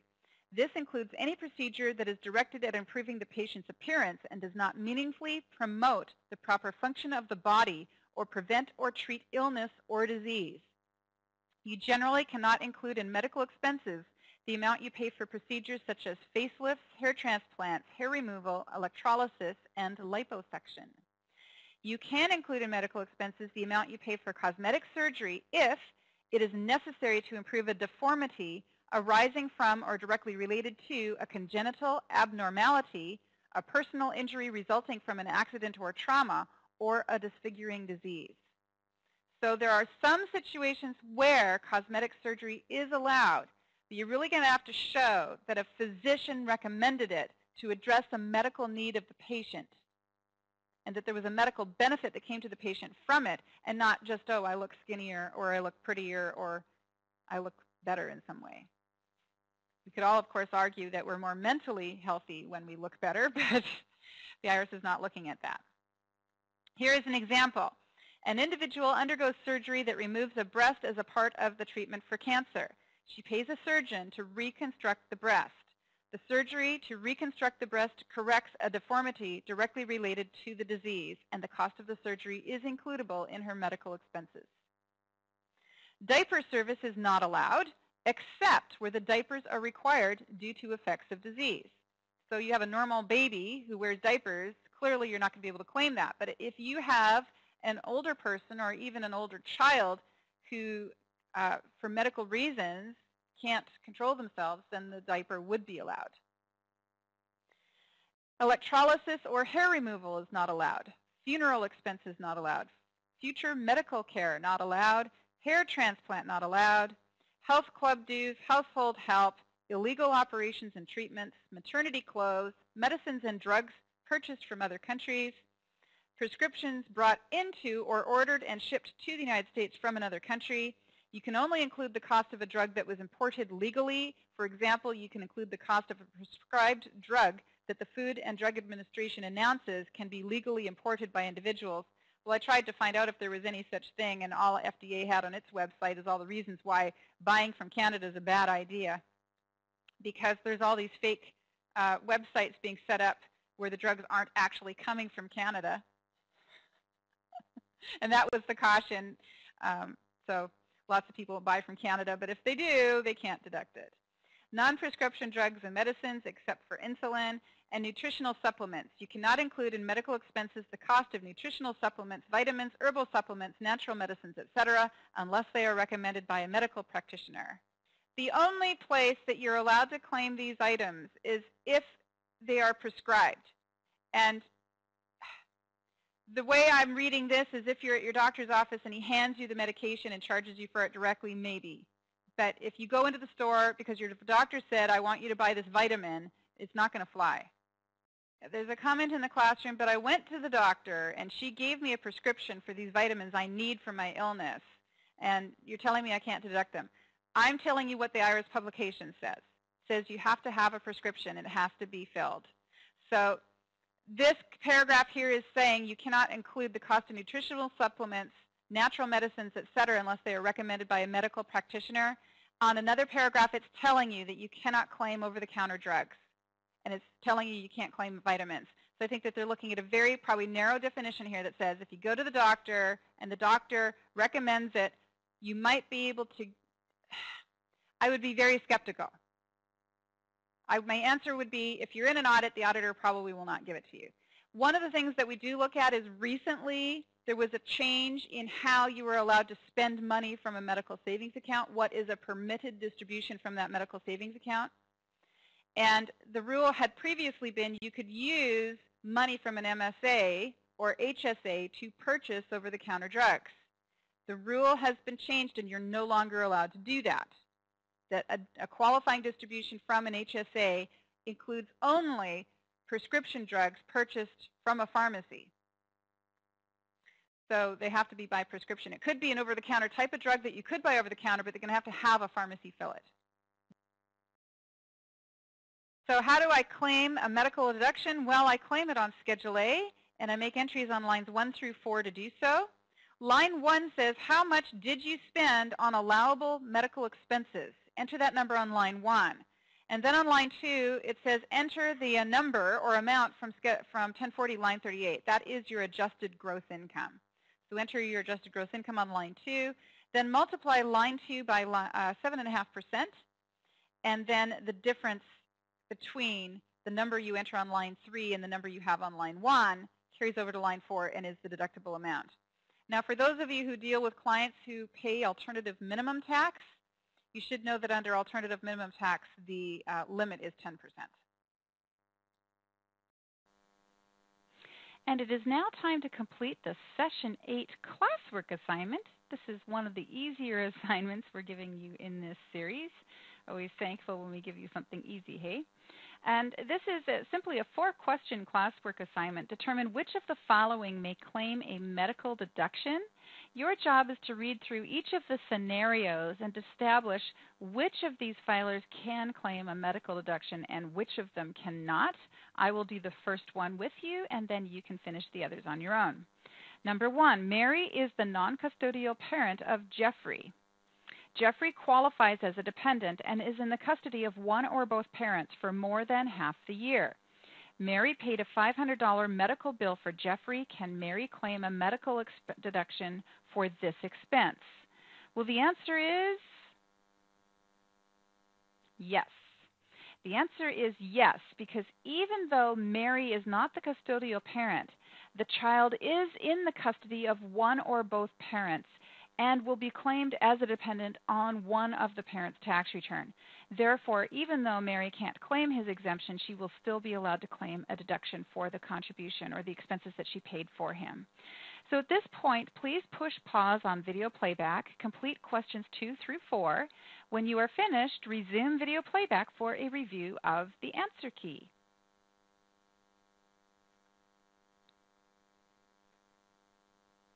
And I have the answer key for classwork assignment for Session 8 up on the screen in front of you now. And one of the things I wanted to point out is that the answer key does reference where you should be reading in Pub 17. So for example, for classwork assignment question number 1, I said yes, Mary can claim a deduction for the medical expenses she pays for her child. And the place to reference that would be IRS publication, page 145, Child of Divorced or Separated Parents. Let's look back in the manual now. We're on page 35 of the manual. Mr. and Mrs. H incurred medical bills for their dependent child who died during 2011. Mr. and Mrs. H paid the bills during 2011. Mr. and Mrs. H can claim a deduction for this expense. Well, the answer to the question is yes, you can claim expenses you paid for your deceased dependent or spouse during the year they died or after the year they died. Expenses are claimed on the return for the year that they are paid. And for that, please reference Pub 17, page 145. What if you pay medical expenses of a deceased spouse or dependent? Line 3. Jane incurred a medical bill in April of 2011. In October, she married John. John paid Jane's medical bill for her in November. Jane and John will file separately. Who can claim the medical deduction on their return? Well, the answer is John can claim the expense because he paid the medical bill after they were married. She cannot claim it. Jane cannot claim it because she didn't pay it. The medical expense can only be claimed by the person who actually paid it, and it was John. You should refer to publication 17, page 144. Whose medical expenses can you include? And then finally, question number 4, assume the same as question 3, except John paid Jane's medical bill in June. Well, that creates a problem because they were married in October. And if a medical bill is paid for a period of time when you were not married, you cannot claim it unless you file a joint return. And in this case, if they file separately, John cannot claim it, and ultimately Jane cannot claim it either. So the answer is, for number 4, nobody gets it. Jane did not pay the bill, so she cannot claim the expense, and since John paid the bill before they were married, he can claim the expense only on a joint return. That concludes the review of the Session 8 classwork answer key. So here we are on to the next topic of the day, which is deductible taxes, and you can claim a deduction for certain taxes you pay on Schedule A, and if you do so, you report them on lines 5 through 9. For a tax to be deductible, it has to meet 2 important tests. The first one is the tax has to have been imposed upon you. You have to be the one legally responsible for that tax, paying it. And secondly, the tax must have been paid by you during the year. So if someone else pays your debt for you, you can't deduct it. And if you pay a debt for someone else, you can't deduct it. It has to be imposed upon you, and it must also be paid by you. So what does imposed upon you mean? It means it must be imposed on your income or on property that you own. Taxes you pay on property you do not own are generally not deductible. Now, I run across this particular one all the time. We've got children who pay taxes on their parents' house for their parents because their parents can't afford it. Or they have a brother who can't afford to pay his property taxes because he's been unemployed for the last year, and so they help their brother out by paying his taxes for him. That's not a deductible expense because you're not legally responsible for that debt. You don't own the property on which that tax is being assessed. So a smart thing to do would be to gift the money to the person who has that debt and let that person pay that debt directly, and then that person would be able to claim the deduction themselves. Next rule, it must be paid by you. Assuming you are a cash basis taxpayer, and nearly everybody is, you must pay the tax during the year for which you are filing. For example, if the tax is imposed on you in 2011, but you do not pay it until January of 2012, you cannot claim a deduction for it on your 2011 return. You will, however, be able to claim a deduction for it on your 2012 return. Now, one of the things I run across when my clients come in is they bring me their property tax statement. It's the bill that comes in the mail, and here in Portland, Oregon, that bill typically arrives in November. And it says, here's your tax bill for the year. That's just great. I can see that the tax was imposed on you. You've passed one of the 2 tests. Now let's see the second test. Did you pay the test? Well, there's 2 places to go to figure out if they paid the tax. One is the mortgage interest statement, the 1098 they get from the bank. Sometimes that will show that taxes went through escrow and were paid out. But sometimes it's blank, especially if they're free and clear and don't even have a mortgage. But sometimes it's blank because they're not paying their taxes through escrow. And sometimes even when they are paying them through escrow, it's not showing on the statement. And one year, I had a client who it didn't show on the statement. And when we investigated, we found out that the bank that had held the money had dropped the ball and not paid the tax at all. So that was a bad deal. Couldn't claim a deduction, but he did get to scream at the mortgage company that had dropped the ball. So my job as a tax preparer is to ensure that both the tests are passed. My client brings me the bill that's evidence that the tax was assessed upon them. I need to know that they actually paid it. Now, in some states, you can actually log on online to the county and look up a physical property address and see tax assessments, the owners of the property, and whether or not the bill has been paid and the date it was paid. Washington State is one such state. It's just super fantastic. My client hasn't got a clue in the world as to whether their taxes were paid or how much or when, and I just log online to the county website and look it up. Now, other states like Oregon don't do it that way. You can look up who owns the property. You can look up how much the tax on the property is, but they don't provide information about whether or not it was paid.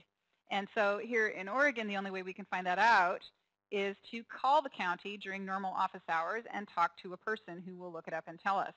And so I have basically speed dial in my phone for that function because I probably call the county weekly throughout the tax season for one client or another to establish whether or not taxes were paid. And here's the deal. My client comes in and says, well, here's my property tax statement. And I say, that's just great. I can see the tax was assessed on you. When did you pay it? I don't know. I don't have that checkbook with me. You know, that was several months ago. Okay, well, do you think you could find it? Well, I don't know if I saved that. We could look it up online. Yeah, but I'm not sure the date, the month, the amount. Well, we know the amount that it should have been because it's on the assessment statement, but maybe you paid it in thirds, so it's not exactly matching the assessment anyway. So those are real common conversations I have, which often causes me to pick up the phone. And when I pick up the phone and call the county, I get answers like, well, they made one payment in February for $982.13. They made another payment in May for $22.82. They made a third payment in September for $2,013. Oh, and then in November they paid $3,000. I get answers like that. So then, of course, we have to determine what portion of each payment was interest and how much, because when you're paying your taxes late, typically there is interest, and then what portion was actual tax payment. So that's just a procedure I go through on a regular basis for my clients to ensure I am putting the correct number on their return.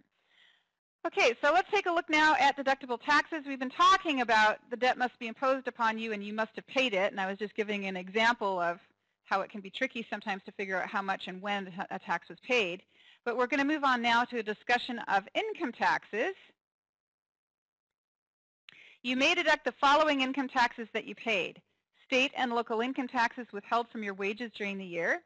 State and local estimated taxes paid during the year can be deducted if you reasonably believed you needed to make the payments. You can deduct the amount of a refund of state tax you choose to have credited to the next year's estimated taxes. And you can deduct any balance due income tax payments you paid to state or local governments during the year. For example, you made a $3,000 estimated tax payment in your state on January of 2012 for your 2011 state tax return, even though you knew this would result in an overpayment of tax to your state. When you file your state return in April 2012, you receive a refund of $4,000. In this situation, you will not be allowed to claim a deduction for that estimated payment that you make of $3,000, and you won't be able to claim it on your federal 11 return or your 12 return because you didn't reasonably believe you would owe it. You paid it only to probably deduct it, and that's not a valid reason for claiming the deduction. Example number 2.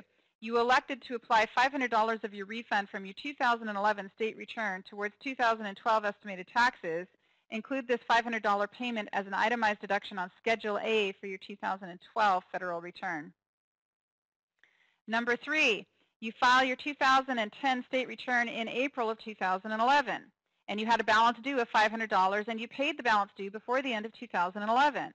You will be allowed to claim a Schedule A deduction for that $500 of tax paid when you file your 2011 return. These are kind of self-evident things, but they're also things that I see a lot of tax practitioners don't bother with.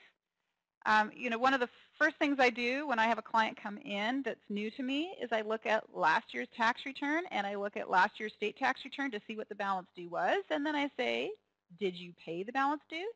And if they did, then I put it on their Schedule A as a deduction.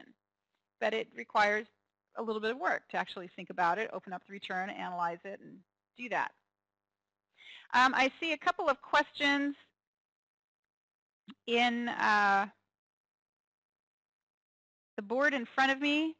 Kate, too, is saying, back to question number 3, we're looking at the questions that we had on our classwork earlier. What if the medical was paid by John out of a joint checking account for him to take? He must have a separate checking account, correct? There is an issue that the IRS gets into with joint checking accounts. If a bill is paid from a joint checking account, they assume that the deduction should be split equally unless you have evidence to show otherwise. That's in the 502 publication. I read it yesterday. Not something I taught in today's class, though. All right, and then refund of taxes. Do not reduce the amount of your income tax deduction by refunds you received during the year. However, If you received a refund of taxes paid in a prior year, you should first establish if you benefited by claiming those taxes as a deduction in the prior year. If you received a tax benefit, the refund must be included as income. You benefited if deducting the state taxes reduced your liability, your federal liability, in that earlier year. For example, you did not itemize in 2010.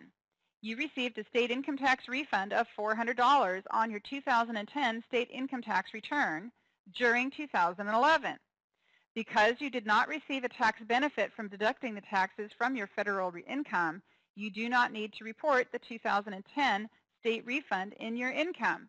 Now, many states issued a document called a 1099-G. The 1099-G reports a refund.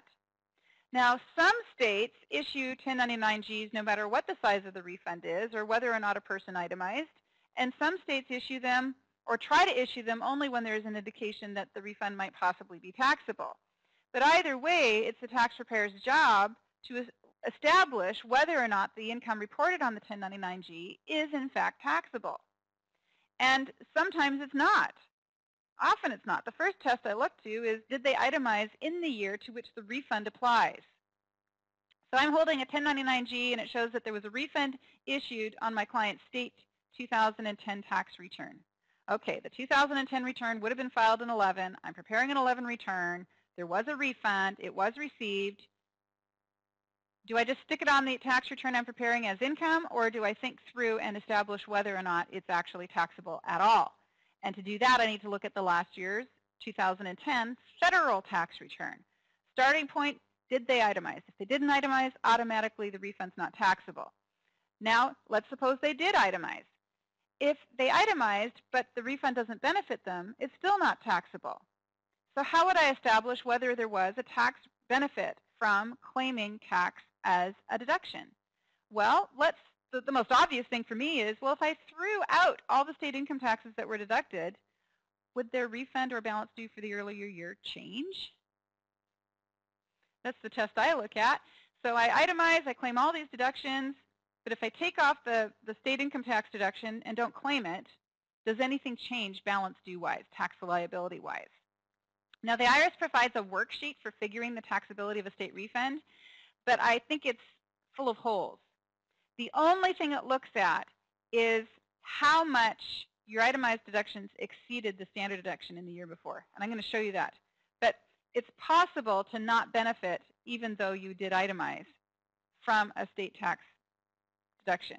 For example, we've got Jane who's filing head of household, and she has income of $40,000, and she's got 4 kids at home, and she's qualifying for an education credit and a bunch of other stuff. Whether she itemizes or claims the standard deduction probably would make no difference. By the time she's run through all of those tax benefits, she's probably going to get her tax down to 0 anyway. And if she chooses to itemize, she could definitely have itemized deductions that exceed her standard deduction, but does it matter that she itemized? Could we throw out those itemized deductions completely and arrive at the same overall tax for the year? And that's entirely possible. So I'm going to show you the worksheet.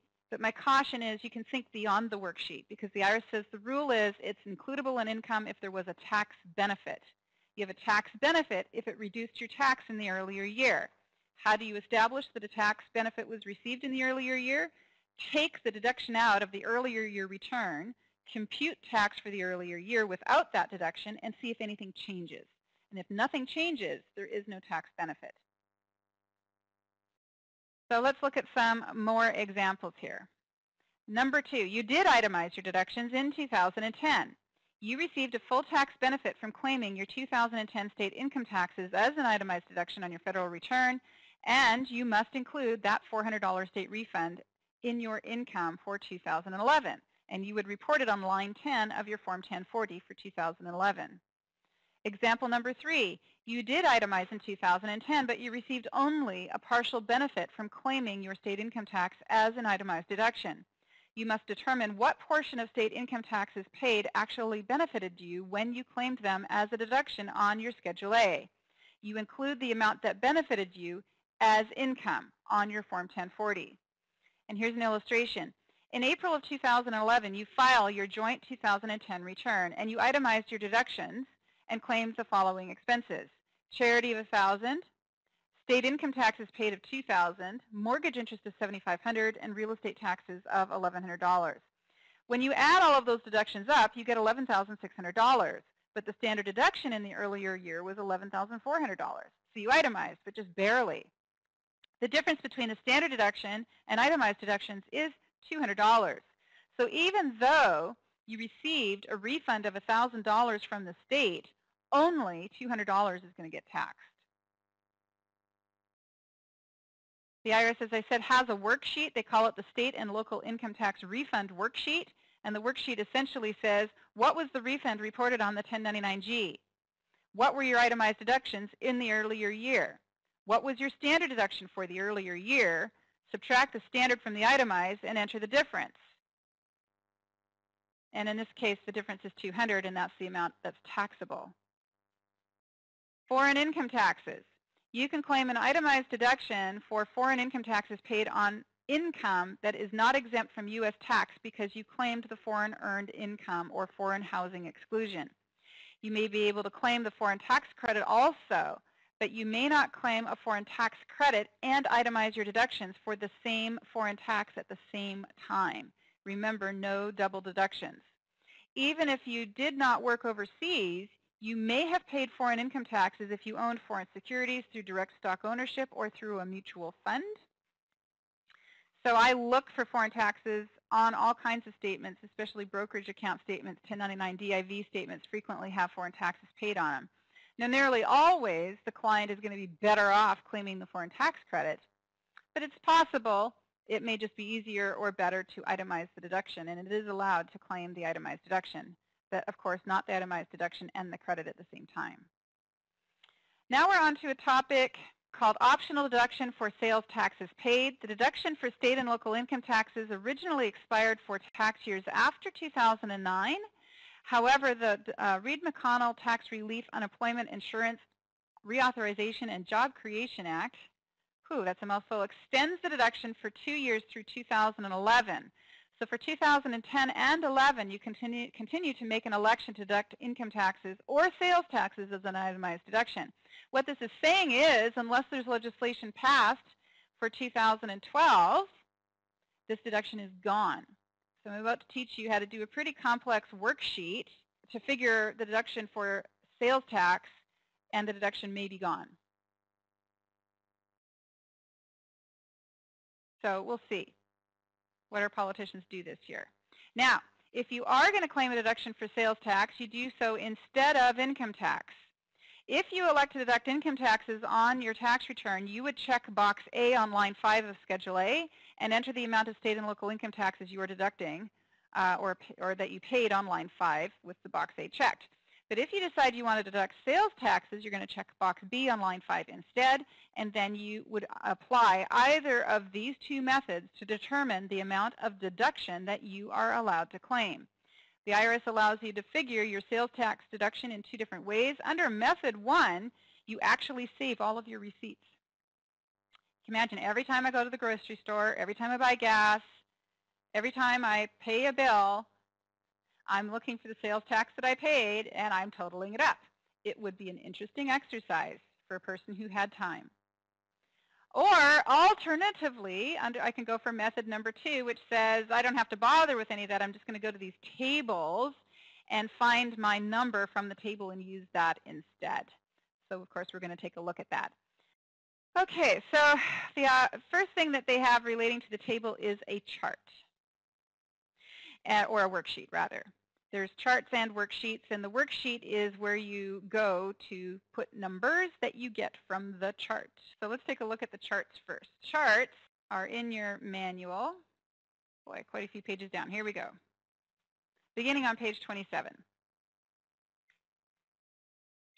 Now, some people live in a state with no sales tax. There's not many of you out there, but it happens to be my home state of Oregon, where I'm sitting today, has no sales tax. So this is not a deduction I claim very often.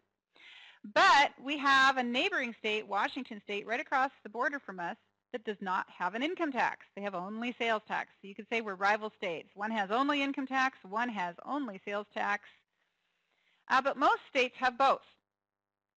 So in most states, you're going to be on an annual basis having to decide, is my client better off claiming the sales tax deduction or the income tax deduction? And the quick way to figure that out would be to go to the table and find your client's income. And here we can see it's got the income, and it says the first column is your income is at least this amount, but less than this amount. So you'll notice that 40,000 appears on two lines.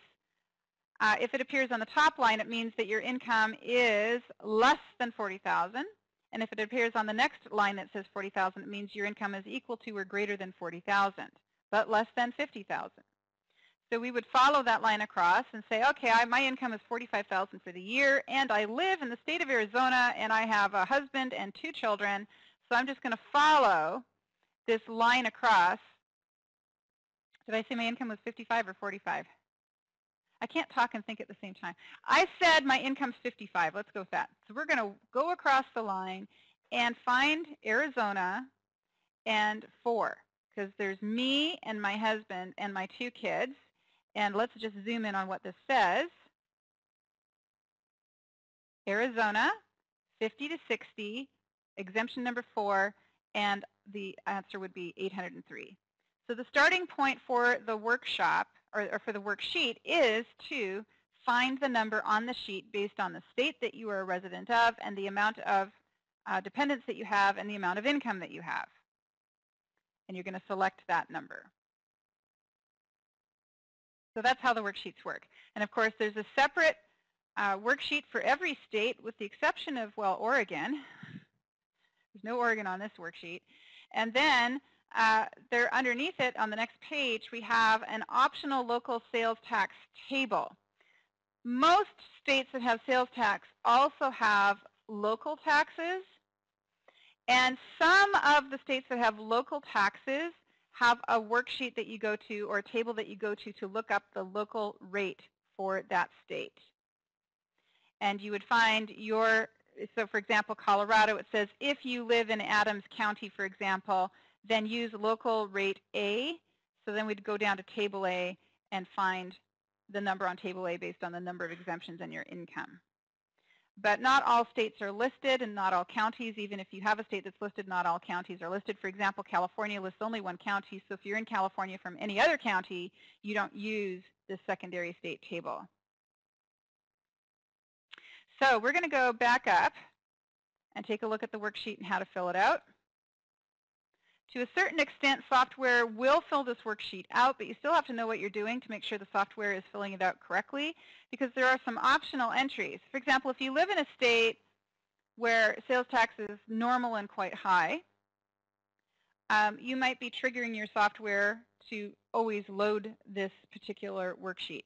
But the software will not know all of the information that needs to go on it. You still need to be thinking through all of the processes necessary to get the numbers that go on here correct. So we're going to take it line by line. And the first line of the worksheet, this line right here, says enter your state general sales tax from the 2011 optional state and certain sales tax worksheet or table. That's the one I just showed you. So that's the starting point. Then it says, did you live in Alaska, Arizona, Arkansas, California, or a variety of other states or counties? If so, you're going to check yes, and then go to that third table and the worksheet for that table, to find the amount that's shown there. Most people will check no. And for our illustrations today, we're going to check no and go through the extra work that it takes when you do check no. Did your locality impose a local general sales tax in 2011? Residents of California and Nevada see the instructions. If the answer is yes, enter your local general sales tax rate. Well, if that rate's not showing on a table, how would you know what it is? Well, you might be lucky enough to have software that if you type in a zip code, the software will know the rate and stick it in there for you. It might be that you go to the IRS website and look it up. It might be that you go to the local county website for the area that you live in and look it up. But at some point, it has to be determined what that local rate is. And then it says, did you enter 0 on line 2 above? If yes, enter your state general sales tax rate shown on the table. No, skip lines 4 and 5 and go to line 6. So let's just talk about what's happening on each of these lines. The first line says, find the state where you live in 2011 in the optional state and certain local sales tax tables. The table asks you to select the correct dollar amount using two pieces of information. One of them is the number of exemptions shown on your tax return, and the other is the income from line 38 of your Form 1040. But it's got additional amounts that you need to add to your income on 1040. So your AGI on line 38 is not the only amount you're allowed to consider. You are also allowed to consider tax-exempt interest that you received, VA benefits, non-taxable combat pay, workers' compensation, non-taxable Social Security and railroad retirement benefits, non-taxable withdrawals from pensions, IRAs, or annuities, and public assistance programs. Well, why would they allow you to increase your income on those tables based on non-taxable income? What would be the purpose of that? Well, the reason is that the table is meant to be a substitute for calculating the amount of money you would have spent during the year and therefore the amount you would have spent on sales tax during the year. So you would pay sales tax from non-taxable income as well as from taxable income. So the table takes into account all of the sources of income you could have had during the year, whether or not they're taxable. So it is not going to be the case that your computer will know the correct amount to enter on that very first line unless you go in and tell your computer how much income they had that would be above and beyond the adjusted gross income that they had. Now, if you were a part-year resident of your state, you need to figure the amount to enter on line 1 differently. You're going to have to factor for the state that you lived in and the number of days you were in each state. So let's just suppose you have two states. For state number A, you would need to look at the number of days you lived in that state, divide it by 365, because that's the number of days in a year. Although for 2011, no, 2012 is a leap year. 2011 was not a leap year. So for 2011, you're going to divide it by 365 and then multiply it by the amount on the table. And for state number B, you do the same thing. So here's an illustration of what I mean. Mark is a single filer with income totaling $40,000, and during the year, Mark resided in the following states. He was a resident of Orange County, California from the first of the year through April 30th, and then he moved to Washington State and lived in Clark County from the 1st of May through the end of the year. In March, Mike bought a new boat, and he paid $2,720 of sales tax on the boat at the time of the purchase. Calculate his sales tax deduction for 2011 as follows. Now, based on Mike's income, the amount for a single exemption on each state is as follows. California, $662, and Washington, $615. The percentages that apply to the amount from the state sales tax tables are calculated as follows. Firstly, we look at the number of days he lived in California, 31 days in January, 28 in February, 31 in March, and 30 in April. That's 120 days of residency in California. We divide that by 365 in a year, and we get 0.3288. We multiply that 3288 by the $662 figure shown on the table to get the amount that he is going to be allowed to claim for the year, $217.67. We then look at the number of days of residency in Washington, and that's all the other months of the year. I add them all up, and I get 245 days. Into 365 is 0.6712. I'm going to multiply that by the 615 from the table for Washington. And when I do that, I get $412.99. I then add those two numbers up, and I get 630. 630 is the number I will enter on line 1. Because Mike resided in two different states that impose a local general sales tax, he has to complete a separate worksheet for each state he lived in and enter the prorated amount for that state on line 1. Now, if none of the localities in which you lived imposed a general sales tax, you wouldn't need to fill out two worksheets. You could just enter this amount from line 1 on one worksheet and fill it out. But of course, Mike resided in two states that have local taxes, so we're going to have to go through and fill it all out. The interesting part comes when we get to line 3. Line 2 does not apply because he's not going to be able to use the optional local rate tables. He's going to have to actually figure the tax manually. And it happens to be that the Orange County, California local rate is 0.5%. And it happens to be that the Clark County local rate is 1.7%. So we enter those amounts on each individual worksheet for each individual state. Then on line 4, we check yes and enter 7.75 and 6.5 respectively. Those are the state sales tax rates for the states that he lived in. And the formula says take the state sales tax rate and divide that into the local rate. So you have to know the local rate and the state rate. You divide the state rate into the local rate to get a decimal amount. And for Orange County, that decimal amount is 0.0645, and for Clark County, it's 0.2615. We then multiply these decimal amounts by the amount that we calculated based on the state rate. So remember up here, we came up with the rate for California based on residency being 217, and the rate for Washington based on the number of days in Washington being 412. We then go down and multiply those amounts by the decimal amount we calculated. And the decimal amount is arrived at by taking the local rate and dividing into the local rate the state rate, and then multiplying the total amount for the state by that local decimal factor. So we're getting an extra $14 deduction for California and an extra $108 deduction for Washington. That's the bottom line of what that exercise is about. The next line on the worksheet says, stop everything and give me an actual sales tax figure you paid. Normally they don't want you adding up receipts. You use receipts or the tables, but not both, but there's an exception, and the exception is when you purchase a big ticket item. So let's see what IRS means when they say big ticket item. It includes a motor vehicle, including a car, motorcycle, motorhome, SUV, truck, van, or off-road vehicle. Any state or local general sales tax is paid for a leased or motor vehicle, or sales tax paid on an aircraft, boat, home, including mobile and prefabricated or home building materials, if the tax rate was the same as the general tax rate. So some states will impose a sales tax when you buy or sell a home, and some states will not. They might have some kind of other tax. But if the tax that you pay when you purchase a home is the same as the general sales tax rate for the state, that is a qualifying tax deduction. If the state sales tax rates on these items is higher than the general tax rate, include only the amount of tax you would have paid at the general rate. Do not include sales taxes paid on items used in your trade or business, because of course that would get deducted on the trade or business. So essentially what happens is you use the tables to figure, use the tables and the worksheet to figure the deduction you're allowed based on your income and the number of exemptions you're claiming. And then in addition to that, you add in the amount of extra deduction you get for the local rate. And then on top of that, again, you add in any tax you paid on these big ticket items like motorhomes and cars. And when you're all said and done, you add everything up. So for the California, we had 217 as the amount paid for the state, 14 as the amount paid for the county, and happened to be he bought that boat before he left California. So the total amount of sales tax paid while he was a resident of California is going to be $29.51.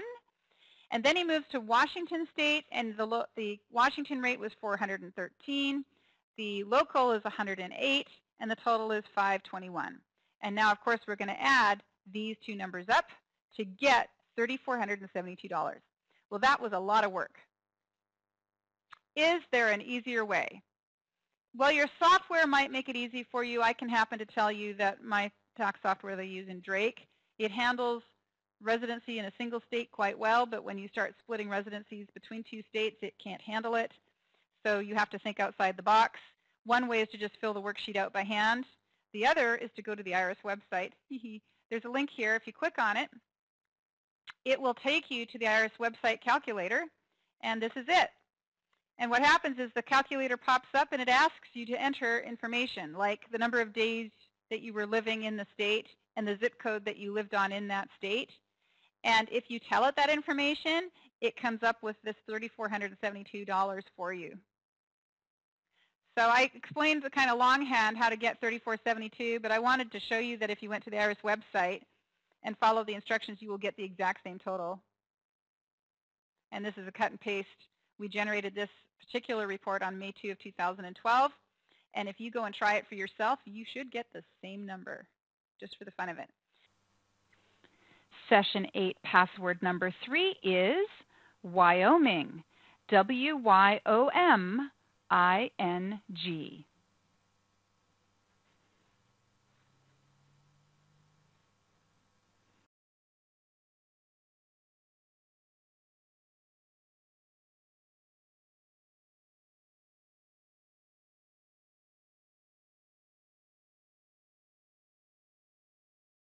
Now in illustration number 2, I've got a simpler illustration this time. We have residency for the entire year in a single state, and I selected Clark County, Washington again. We have a married couple with 2 kids. The income on their 1040, line 38, plus non-taxable income not reported on Form 1040 was $80,000. They paid $40,000 for a new SUV during the year. Figure the amount to enter on their state and local income tax worksheet as follows. The first thing we do is we go to the table for Washington State. We find $80,000, scroll across until we get to 4 exemptions, and when we do that, we should get $1,056. Line 2 does not apply. We enter 0. Line 3 we already talked about earlier. The Clark County rate is 1.7. We're going to divide 1.7 by 6.5 because 6.5 is the state rate. And when we do that, we get 0.2615. We then multiply 0.2615 by 1,056, and we get 276. We then add the 276 to the 1,056, and then we also add in the amount of tax paid on that SUV. And when we're all done, we have a deduction of $4,612. We go to the IRS website, punch in all of the same information. It calculates $4,612 for us, and we enter that on Schedule A. It is entered on line 5. We've checked box B to indicate that we're claiming the state sales tax deduction. And we threw in the full worksheet completed as our tax software, Drake Tax Software, was able to generate it. Actual expenses versus the optional sales tax tables. Actual says add up the receipts. Optional table says fill out the worksheet and keep the worksheet retained for your records. So in summary, the tables give taxpayers a tax deduction and amount as an alternative to saving receipts throughout the year. In addition to using the amounts on the table, you are also allowed to use actual sales tax paid on big ticket items like cars, airplanes, and boats. Who gets to claim this deduction? Well, anyone can claim it. It's a matter of are they better off claiming it. And if you live in Alaska, Florida, Nevada, South Dakota, Texas, Washington, or Wyoming, those are states that do not have income taxes. So pretty much because they don't have income tax, the sales tax is definitely going to be the option in those states. If you live in any other state, each year you're going to have to look at the facts and circumstances and decide, am I better off claiming the sales tax deduction or the income tax deduction? And for 2012, there may be no option at all unless Congress gets busy. Let's see what happens. Real estate taxes. You may be able to claim a deduction for taxes imposed on real property that you own, provided the taxes are assessed based on the value of your property, they are levied for public welfare, the tax is imposed upon property that you own, and must have been paid by you. The taxes must be assessed to improve the value of your property. Taxes that are assessed to improve the value of your property are not deductible.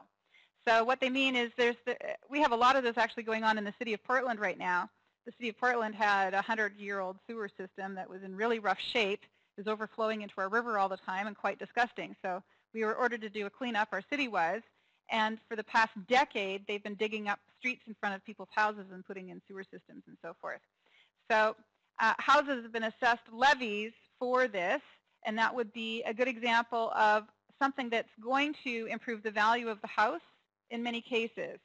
And so if you're going from septic to sewer, or there's some levy that's coming in and carving out the street and putting in sidewalks, putting in paved road versus gravel road, and there's a specific levy on your property, those levies on the property increase the value of the property, are specific to your property, and are not deductible. All right? However, they do add to the basis of your home. So if you ever sell, it is a basis addition item. And I give you an example here. You are levied $2,500 to pay for sewer connections to your home. Because this levy is to improve your home, no deduction is allowed. Proration of taxes on purchase or sale of property. You are only allowed to claim a deduction for taxes that you pay on property for the period of time you are the owner.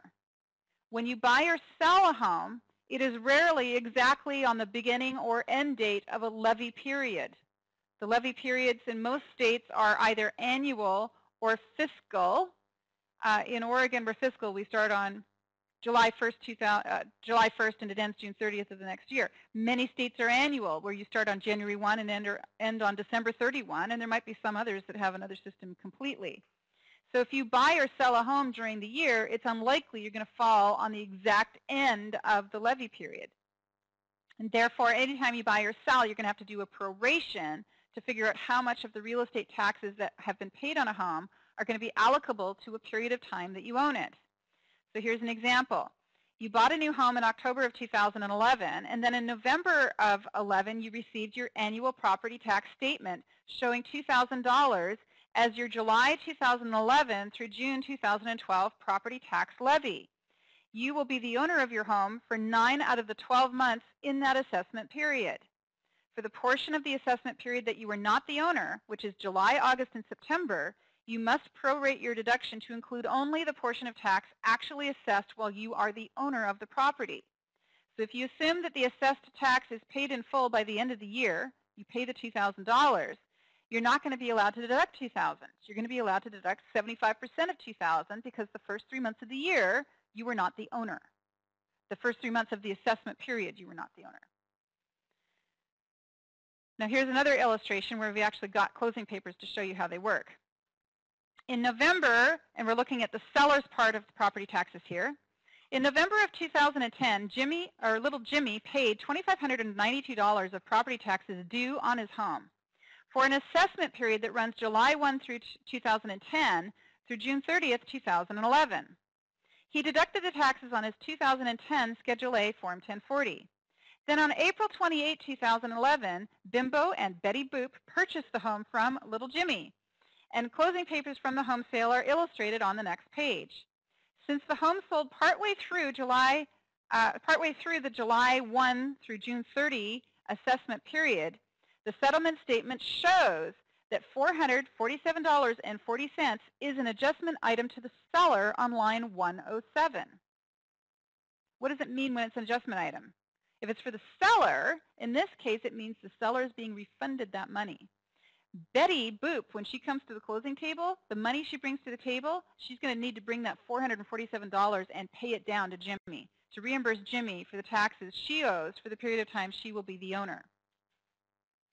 So that $447 represents the amount of tax assessed for the 63 days in the assessment period that fall after Jimmy sells the home.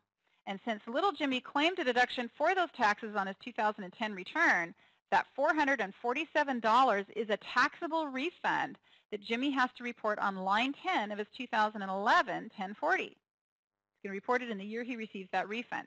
Now, let's take a look at a settlement statement here. This is a particular document that as tax preparers we need to be really good at reading and understanding. Most of the items that appear on a settlement paper like this have no bearing on the tax return unless, of course, we're dealing with, say, a rental property. We're going to be looking at calculating cost basis in a rental property.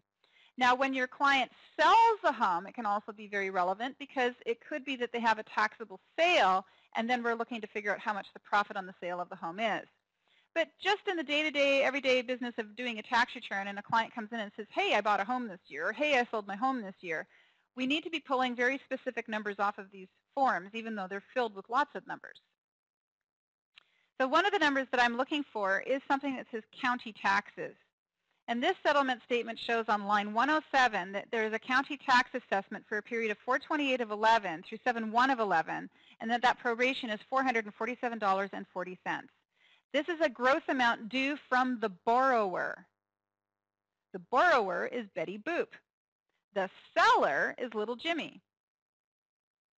So little Jimmy's going to get this money back to him from Boop. It doesn't go to nowhere, it goes to him. So we're looking at that. Now here's another illustration. What would happen if little Jimmy hadn't paid the taxes yet? So I told you in illustration number 1 that little Jimmy paid his assessment for the fiscal period of July 1, 2010 through June 30th of 2011 in November of 10. So he prepaid it partway through the year, or he paid it partway through the year. But let's just suppose that he was hard up for cash and he didn't pay the whole bill in November. He only paid a third. What would happen then? So little Jimmy has decided to pay his 2010 through 11 property tax assessment in 3 equal installments. One payment of $864 was paid in November of 2010. He made a second payment of $864 in February of 11 and a third payment of $864 in April of 11. Because little Jimmy only paid 1/3 of his taxes in 10, his deduction for taxes on his 2010 Schedule A is going to be limited to $864. That's self-evident. You can't claim a deduction for something you didn't pay. But we get into 2011, where Jimmy paid the remaining $1,728 of tax prior to selling the home. And then on the sale of the home, he was refunded that $447. So he pays out $1,728. He's refunded $447. So we're going to subtract $447 from the $1,728, and we get $1,281. There's nothing in there that's taxable, but there is a deduction. And the deduction is the amount of tax he paid for the period of time he owned the home that was paid during the year. So little Jimmy will claim $1,281 as a deduction on his Schedule A for 2011. Now what about Betty? Bimbo and Betty Boop paid the $447 of tax at close as the buyer's share of property taxes when they purchased their home. Then in November of 2011, they received a property tax statement assessing taxes in the amount of $2,650 for the period of July 1 of 11 through June 30 of 12. The Boops paid that amount in full in November of 11. And the Boops will claim an itemized deduction on their 2011 Schedule A in the amount of $3,097. $447 of that is for the proration for the period of time they owned the house that they had to reimburse little Jimmy for, and the other one is the actual bill they received in the mail in November. So this would be a very key reason why a number that appears on a 1098 document would be incomplete or even inaccurate. If you have a payment going out of escrow for real estate taxes and the entire year that house is owned by that taxpayer, and for the entire fiscal assessment period for the taxes shown on that statement, they are the owner, you can go with the number on the 1098. But it is entirely possible that you have a 1098 with a property tax number in it, and that number is not the number you can use, either because they sold partway through the assessment period or they bought partway through the assessment period. Personal property taxes. Most states impose personal property taxes on cars. If you paid personal property tax on your car, you may be able to claim the tax you paid as an itemized deduction. To be deductible, the tax must be charged on personal property, be based only on the value of the property, and charged on a yearly basis, even if it is collected more than or less than once per year. Fees you pay for licensing or registration of your vehicle that are not based on the value of your vehicle are not deductible. Now, most states do have personal property taxes that are assessed on cars. Every year when you go to register your car, they look at the value of the car and make you pay a tax at the time you register that car. And that is an example of a tax that is deductible.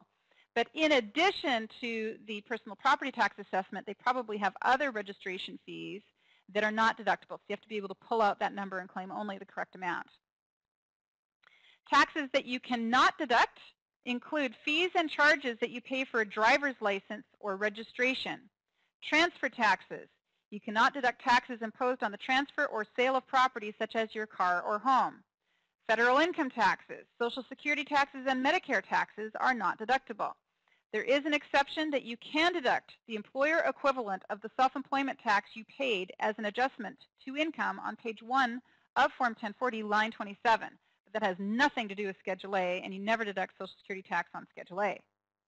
You also cannot deduct fines or penalties.